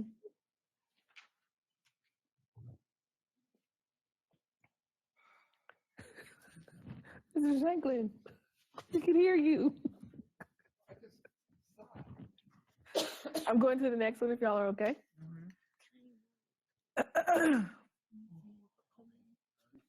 You found it? It's right at the top. That's all they. Aldine's a little bluer. It's a little bluer. This, you know, every time you see it, it's going to be different. Changed it so much over the years, it could be that color. I think that Aldine is the color of your folder. I think that's it's supposed to be the color of your folder. No, Aldine, it's baby blue. That's the Baby original blue. color. The It's baby blue. Baby blue. This is It's like the, what was it, the Oilers? It's like. Oiler oh, Yeah, it is. this is like a turquoise. Okay. This is a turquoise. It's like the Houston Oiler time. It looks, yeah. All these medics. So you'll notice that we're kind of playing on the A+ concept in teaching. And then the other thing that we talked about that we've just talked about is, I'll use Klein as an example. You see how the K can be used as a standalone? So we could create stickers with just the K, or we could create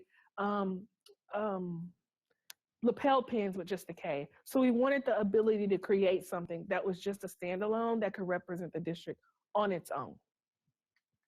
And that's why we have this option. Go back. It's just a starting place. Okay. Would you get in trouble, given Katie has the A? Oh, no. We- We can no, do an sir. A+. We could do the exact same A+. We're good. No, sir, we would not. Mm-mm. They weren't the first, they aren't the last. No. Lots of people do the A+. Aldine has had a plus before. Yeah. I will tell you that we will not have an apple. That was people were pretty adamant about no apple. And people were also pretty adamant, honestly, about Austin does have an apple, it's there. The capital. One of the conversations is that that's not how the Capitol looks. So it's kind of a strange thing. HISD, were they just trying to go for? So HISD changed this probably 2013 to something just very simple. Mhm. That one is their current. That is their current logo. That is also Spring's current logo. I like that. This is 2015. So do you see the leaf in the Spring logo? And also the yin and the yang to play on the old and the new, and also their colors appeal to that as well. So when I talked about the standalone, you'll see the Y and Yes Prep at the top. That's their standalone. So most of the time you can just see that and know that that's Yes. Isolated. You can isolate it, absolutely. Baker Ripley is a great example of that because you can see Baker Ripley spelled all the way out, and sometimes you'll just see the orange. That's true. Okay, anybody need to see them again? No, just isolated. Oh, just isolated, I apologize. Put your name at the top, please. Put your name at the top. Leave it, quit.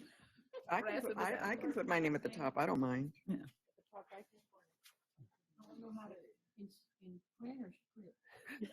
We don't learn cursive again until the fall. Going to the state. I had a whole hour conversation with somebody about cursive. They want it, yes. And we're getting you that, yes. So I'm going to go to what's the next steps are. So using this feedback, we will come up with another set. What you saw is just like, here's where we can start. I think we'll have to evolve them. I know for sure that maybe the colors don't match, right? Or maybe the delta, the triangle, Dr. Booker, isn't just what we need. So we'll figure out the way to do it. I will tell you that the pencil, maybe we need to bring it down just a little bit to make it a little bit more. Put an eraser on it. Oh, perhaps. How about the Aldine Independent School District without the plus and all that stuff on it? Go back to the last one. Last one without the Aldine. Yeah, just the Aldine in the middle, the blue Independent School District, and not the ed on the right, just that. Which is kind of what we have right now. Well, no, we have Aldine and ISD on the Right, well, you would put Independent School District below it. Wordy. Huh?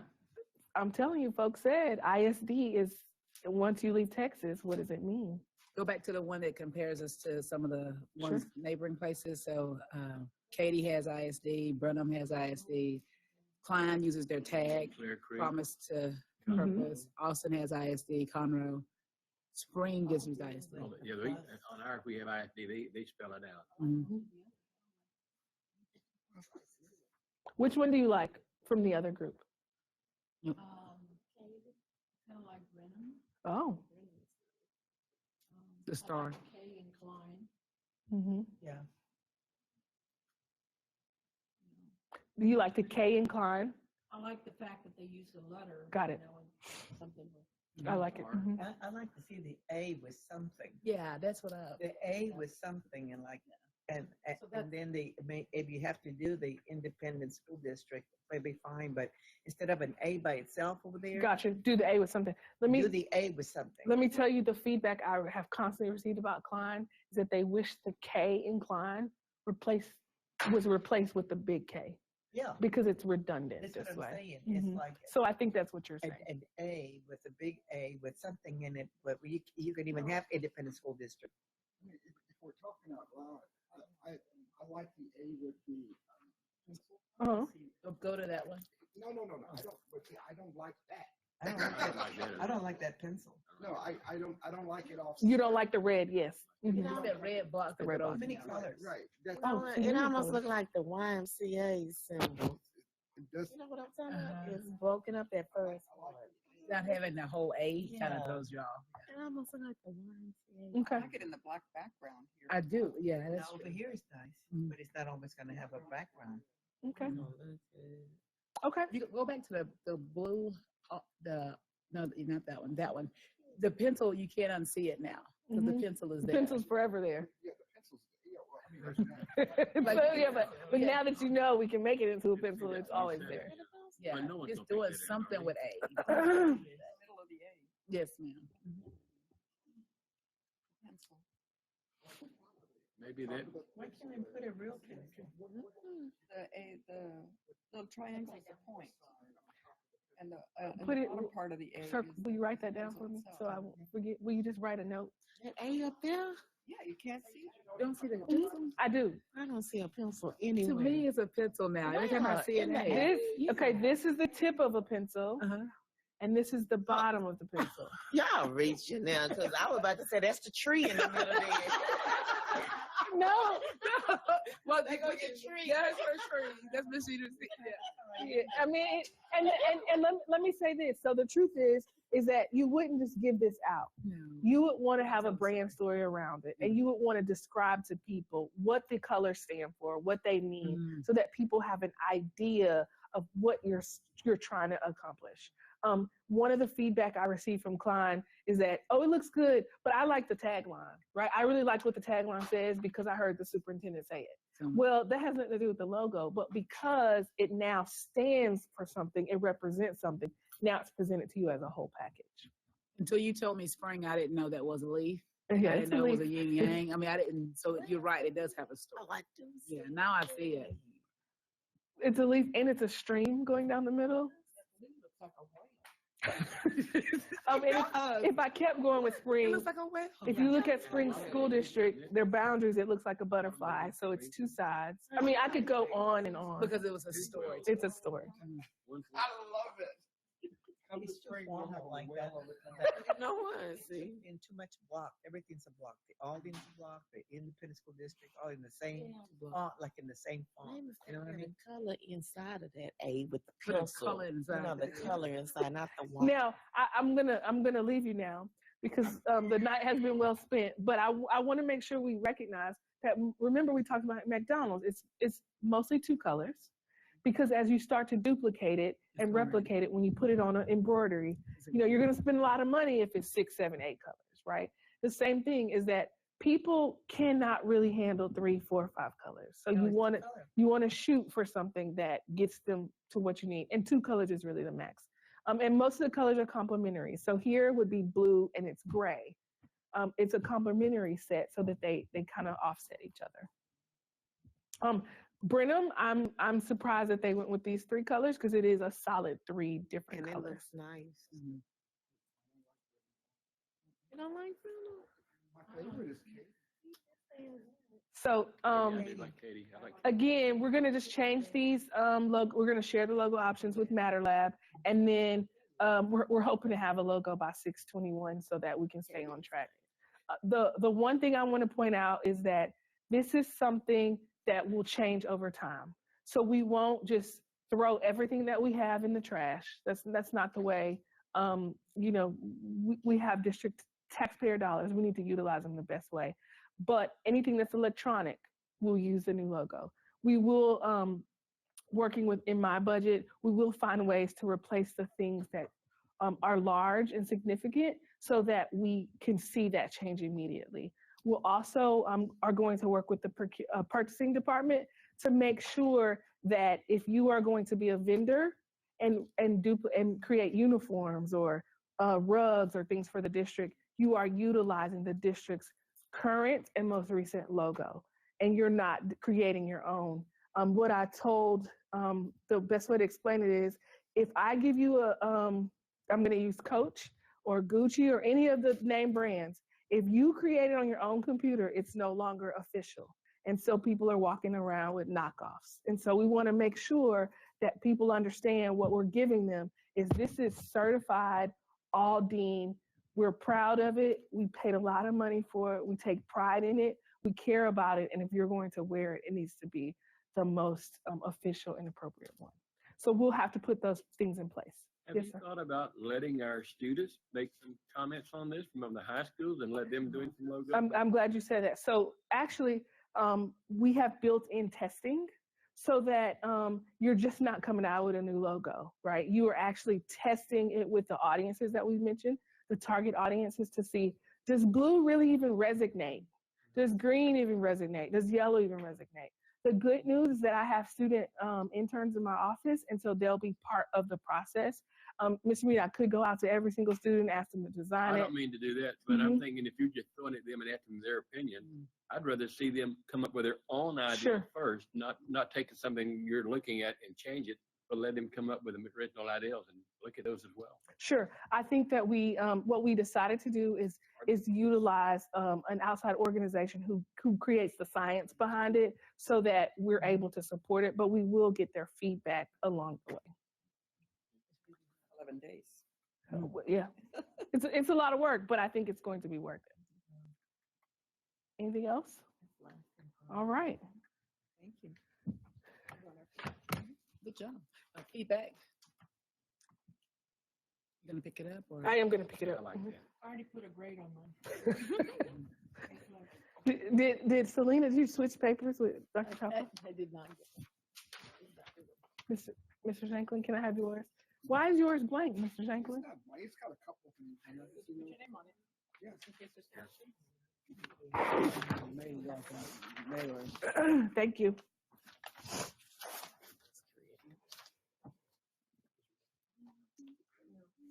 Yeah, ranges from weird stuff. Apple stars, apples. Oh, you put it. Bendova. That looks like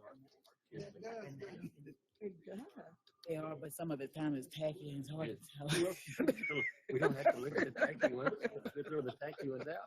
And if they don't know the science behind a logo, they just are gonna go and find something online, you know. I don't think the average person knows what green or pink means. They're not gonna, that whole green means this. Okay. They dropped the Nike part. Shalia, are you through? I am, I'm sorry. Okay. Okay, then Abel, you're up, sir. Mr. Mead, Dr. Goffney, Dr. Chapa, and members of the board, my agenda begins on page 306. And somehow I ended up with reviews for the review, legislative review. So if you don't mind, I'd like to start with page 306. And what I did is I highlighted some of your key legislation. House Bill 3, as you all are aware, is our school finance, which you've received plenty of information and will continue to receive information, especially come Wednesday. And a lot of these documents, you'll be receiving more in-depth information, either from myself, or from TASB, or or on Wednesday, I'm sorry. But I wanted to highlight these bills, which did pass. House Bill 3906, it eliminates the 4th and 7th grade writing star assessments and adds writing to reading tests in grades 3 and 8, starting in 21-22 school year. Senate Bill 2117 by Betancourt. This is the special legislation that grandfathered Aldine and Spring Branch with due to the partnerships it has with charter schools. So it's added funding for that one. Yes, on page 306. We also have a school safety bill, SB 11, which does, what it does, TEA will create an approval process for new schools and how you're using your entries and all that good stuff for security reasons. So even if you're going to revamp a school, you'll have to go through a certain committee to make sure that those are approved. And it also adds money to counseling, mental health counseling.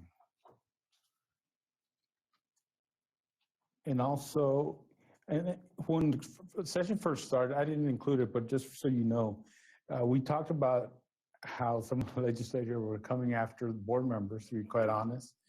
Most of that legislation has failed, including where I think they wanted y'all to put your address, your physical home address on the website. And so all that, thankfully, did not go anywhere. But there is a bill that was passed, Senate Bill 30, dealing with bond elections, specifically when it comes to large projects like stadiums and technology purchases. So there, we will be required now to have our regular bond items, and then separate to that, any type of stadiums being built or technology being built, which is a lot better than what they were wanting to begin with at the beginning. If you remember, they were trying to get you to put down buying 5 computers for X school, buying, 6 buses with, whatever GPS system. I mean, they wanted you all to detail every single item, and it was going to be a 20-page bond referendum before you know it. So luckily that is not happening. Well, we do have this other bill, but that's something that's workable. And then I wanted to also bring your attention. It's more of a recap. Started on page 309. Consultant provided some of this information. It really goes deep into a lot of more bills. I think it's about an 18-page document, but like I said, it provides a lot of bills as it pertains to education. So that's plenty of fun reading for you all over the next couple of days.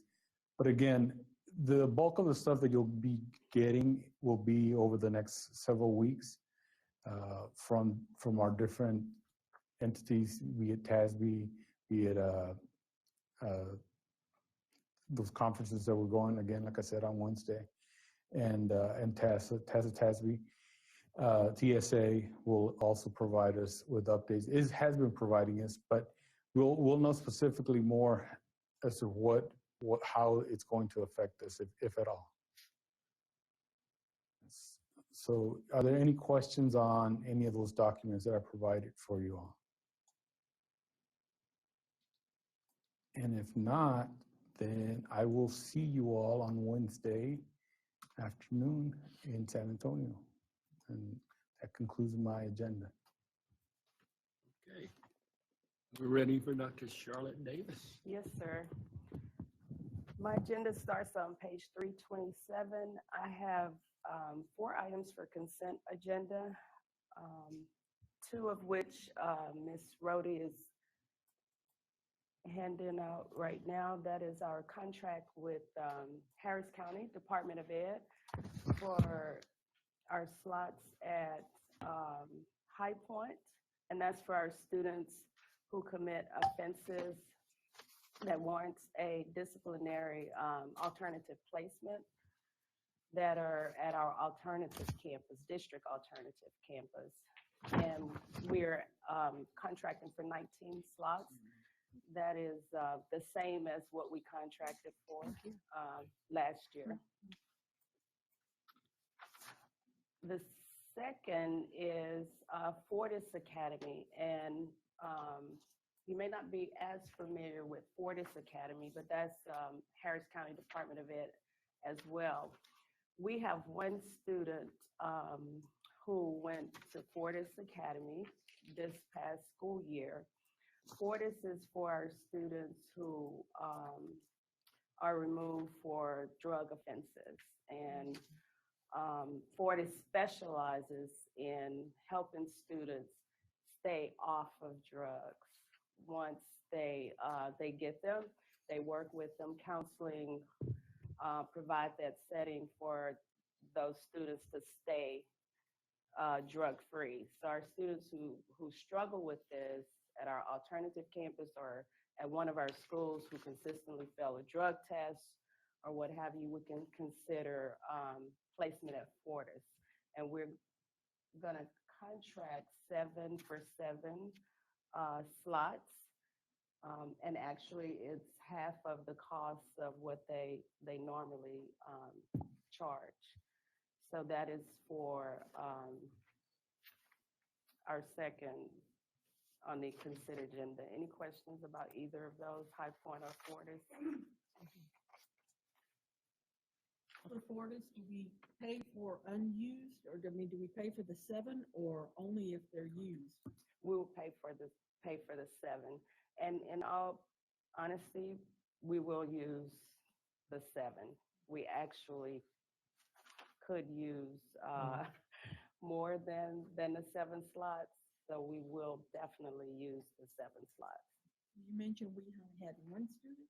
We had 1 student, and that kind of happened. This student, it was a student at Davis, whose parent got very active and advocated for the student to attend Fortis as opposed to just being an alternative, because the student had issues with drugs and selling drugs, and the parent asked, why can't my child go to Fortis Academy? Well, at the time, we didn't have a contract with Fortis Academy.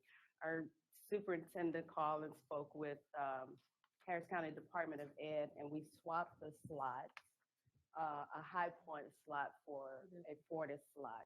And now that student is the face of Fortis, pretty much, has gone around and has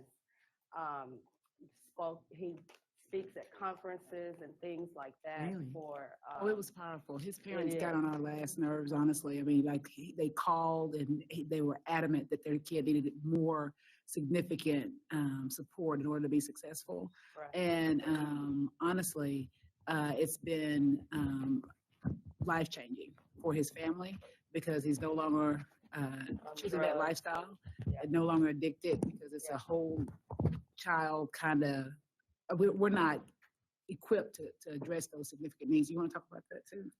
Yeah, so yeah, it was really interesting because the young man had been coming out of a treatment center, Mm. and the father was fearful of him enrolling back on the campus where where the temptations were there, and he was, as Dr. Davis mentioned, he was kind of a bit of a ringleader within that population. But the father was persistent. He was persistent. But we certainly learned, though, That is power in that program. Yeah, certainly, and that's when the Fortis opportunity arose. And I think, as we've heard, it was an outstanding opportunity for this young man. It's really serving a need for our students who are suffering from addiction, or behaviors stem from the addiction, where a place like High Point can't pinpoint those needs. And by providing that treatment, it's not the behavior that needs to be eradicated, it needs to be the addiction. Right. And, so it's a great opportunity. It's wonderful. And the good thing is, No, it's a school. It's a It's high a school. school. It operates like High Point, but the focus is Where is it? drug recovery, and it's where High Point is, right over off of, give me one it's a second. new facility, and we could Off the arrange a tour and Beltway. everything. It's pretty impressive. Yes, we are. Towards Beltway 8, but it's, oh, okay. Not in. They have come and presented to all of our counselors, our secondary counselors, and we are to take a tour, to go over and take a tour of the campus as well. Myself and the Safe and Secure directors and a couple of the lead counselors will go over and tour. But they have a lot to offer the students. We actually have had parents who were coming in, they were transferring into the district, who had heard of Fortis and was inquiring about their child attending Fortis. It wasn't even for a discipline consequence, but they had heard about the success of the program with working with students and helping them recover and get off of, stay off of drugs. The great thing too is because it's at Harris County Department of Ed, that 79 cents or whatever that's paid in the county, we're giving a discounted price. So that's half of what it would cost, what the total costs are. Absolutely. And the third is the approval of our MOU with JJAP, and that's for that's with the county for our students who commit more serious offenses, felonies. The offenses that require them to be expelled. Expelled. So it's the mandatory It's the mandatory. AEP. And then approval of our Harris County contract for our community youth service workers, our KAIS workers. They are social workers who are hired by the county that work full-time in our district. We share in the cost. We split that cost with the county, and an advantage to having them in the district is we can they contract with services of organizations and groups that we would not necessarily, our families would not necessarily have access to. So we have two that we're wanting to retain working in the district for next year as well. At one point, we had one in every high school. So I don't know what the cost is, but they really were very valuable. They are. in providing those services that our own counselors don't have access to. As we recover and come back, as far as we lost because of budget deficit. So the county actually, I asked if they would help us by retaining these two in the district this past year. So they did that.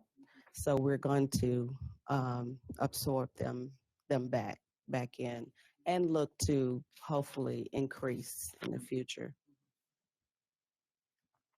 And the other is the monthly district reports for police activities, students, non-students, and it wasn't much activity as much for the month of May. And the hearings report and our discipline dashboard. Are there any questions that's on the discussion agenda? Charlotte, did you do those hearings, or who does those hearings? Tom Caldwell does the hearings, and Michael Williams does the hearings for our BRICS and BRICS placement students for BRICS. So that will be the trend for 1920. Yes, it will. I will handle any appeals. Yes, ma'am. Mr. Mead, if there are no other questions, that concludes my agenda items.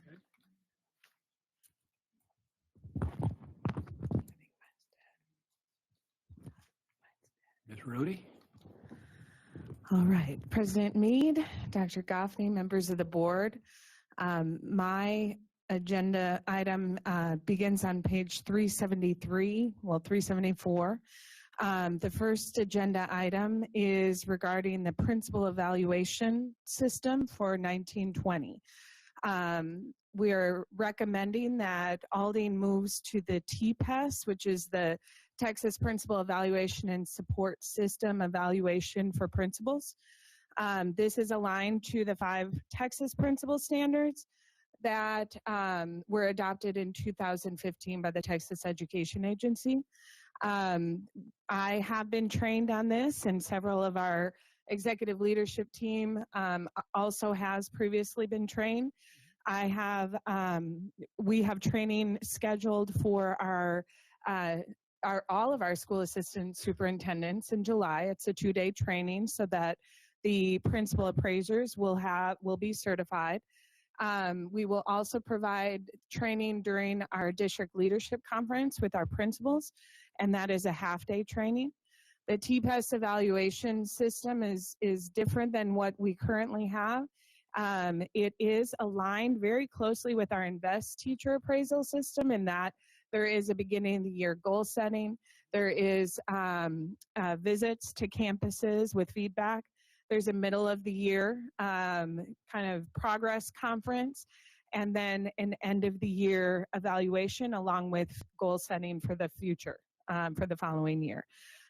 So the recommendation is that we move to the TPES system to evaluate our principals. I have included in there is the rubric that will be used for evaluating the principals. Again, it's based on the 5 standards, but we will have training in that. Does anyone have any questions?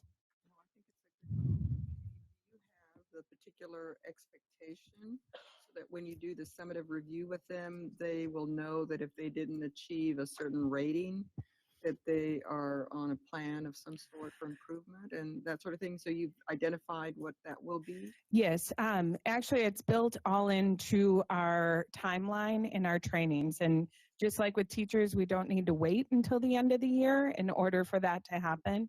I like the fact that our rubric is qualifiable, so we can see right away as we're in the fall semester, as we're doing visits, but that everything that every feedback that we provide to principals is aligned to these standards, which really are aligned to the fact that we want our principals to be instructional leaders, not just managers. And so how we can also provide training for them to make sure that their leadership toolbox is full. So anything in the developing area is something that will be ongoing. And That's correct. That's correct. Any other questions? Okay. The next item, and I believe it's the last item for discussion, is our graduation. And there's nothing uploaded. We spent a lot of time together the last weekend. It was great, actually. That was my first time doing that back to back, but very interesting in how 8 campuses had 8 very distinct graduation ceremonies, even though they followed the same procedures. And so I'm interested to know your feedback as to, things that went well, things that we may need to improve as we're planning for next year.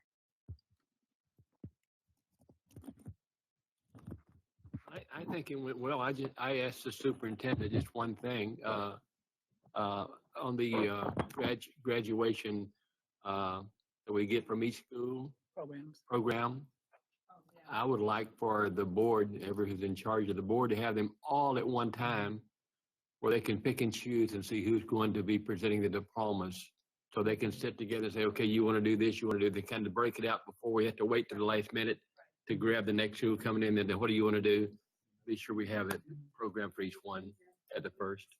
Plan on making sure you have all of them at the top of the morning. Yeah, That then when every we arrive, sit down and then divide it up. Absolutely. Yeah, that was a little glitch. Other than that, I think it went well. We had ice cream again. We blew the ice cream. That was good. Thanks to. Yeah, there were some very minor things that can be corrected. Okay. Like the kids, one of the schools, they started exiting during the school. We caught song, that, but yeah. The kids did what they were told to do. It was Aldine, I think. I thought it was. That was Nimitz Senior High School. Aldine, they Aldine all left bottlenecked at the same end. time. Yeah. Nimitz. Right. We're not sure what happened with the They were following NIMS, but somebody a in the teacher came in and said, y'all need to exit, y'all need to exit. And the kids just started walking. And with Aldine, they didn't wait on their leaders to come. They just started leaving. So, The boys did not take their hats off. yeah. Large number of them. Okay. I can't even remember which group Actually, it was. in wherever there was boys in the choirs that sang the national anthem, none of them took their hats off. I noticed,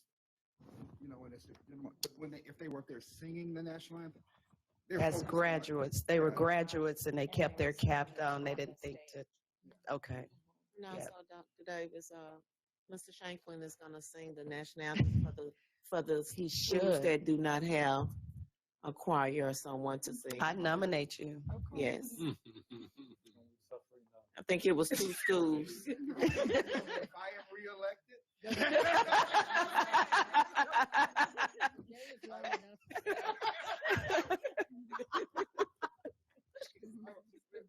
That don't have it, I will gladly do that. Yes, sir. We will keep that in mind. Did y'all see the Dallas valedictorian that the principal had the mic cut off? Yeah. Yeah. Oh, yeah, that's right. They talked about the rights of all. Yeah, some political things. Our kids are really pretty good. Kids are good. They're really good. If they stay on script, Yeah. we're fine. Yeah. If Yeah, I hate that. And then they had it It was the parents, but our kids were so good. It went viral, and you can't help things that interest people. But I was proud of our kids. Yeah. They stayed focused. Our poor salutatorian, she stayed focused. No, they all. I mean, the kids were on the thing. They didn't look back. Well, I have to give a comment to our superintendent. I thought she did a great job when we had that little incident. She kept the person talking on track and not looking herself at that. She kept telling the girl, "Go ahead, sweetie, go ahead, keep going, keep going." Mhm. And she did. And that kept everybody's attention toward her and not to what was going up. But it didn't last long. It didn't last long. You did a good job. I think this goes back to something I have a hope for the emerge thing that we're doing. I've always wondered why everyone that's wearing a cord for, as an academic scholar doesn't have some type of scholarship or opportunity or something. It always surprises me the number of people who achieved that academic honor, and that's it. I mean, you would appear, it was interesting to me, and I think Emerge may help that. For sure. I think Emerge may help.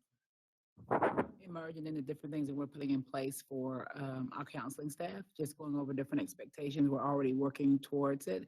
One of the things we want to be able to share and celebrate is 100% acceptance to a college or a university or military, moving towards it and seeing where the baseline is. In addition, we want every student to have some type of scholarship. And so not only are we concerned about the whole number, but the percentage of students who receive a scholarship. And so what we measure, we kind of can compare from year to year. And so we can get excited about a whole number, but actually looking at, when we look at how many students are in our graduating class at each campus university, or each campus, our campuses are very competitive. So when we say 76% of all these students graduated with an acceptance letter to a college, university, or to the military, compared to Davis, which may have 65%. And so just making sure and using numbers, using data to help us move forward. You want to speak to that? Right. And so we do, as Dr. Goffney said, we have a baseline for this year. We have put together, we have some tools that we will have in our belts for next year to ensure that we can monitor that, communicate it, get the competition going, but ultimately it's for our students to ensure that, as our vision says, I believe it was the vision, that our students are graduating with choices and opportunities. Okay. That concludes my portion. Thank you for the feedback. Okay, that includes all our reports, and we'll adjourn into executive section under section 551071, consultation with attorney, section 551074, personnel matters, section 551072, real estate, section 551076, security, personnel devices, and section 551082, student disciplinary matters. If any, under the Open Meeting Act, it is now 9:51.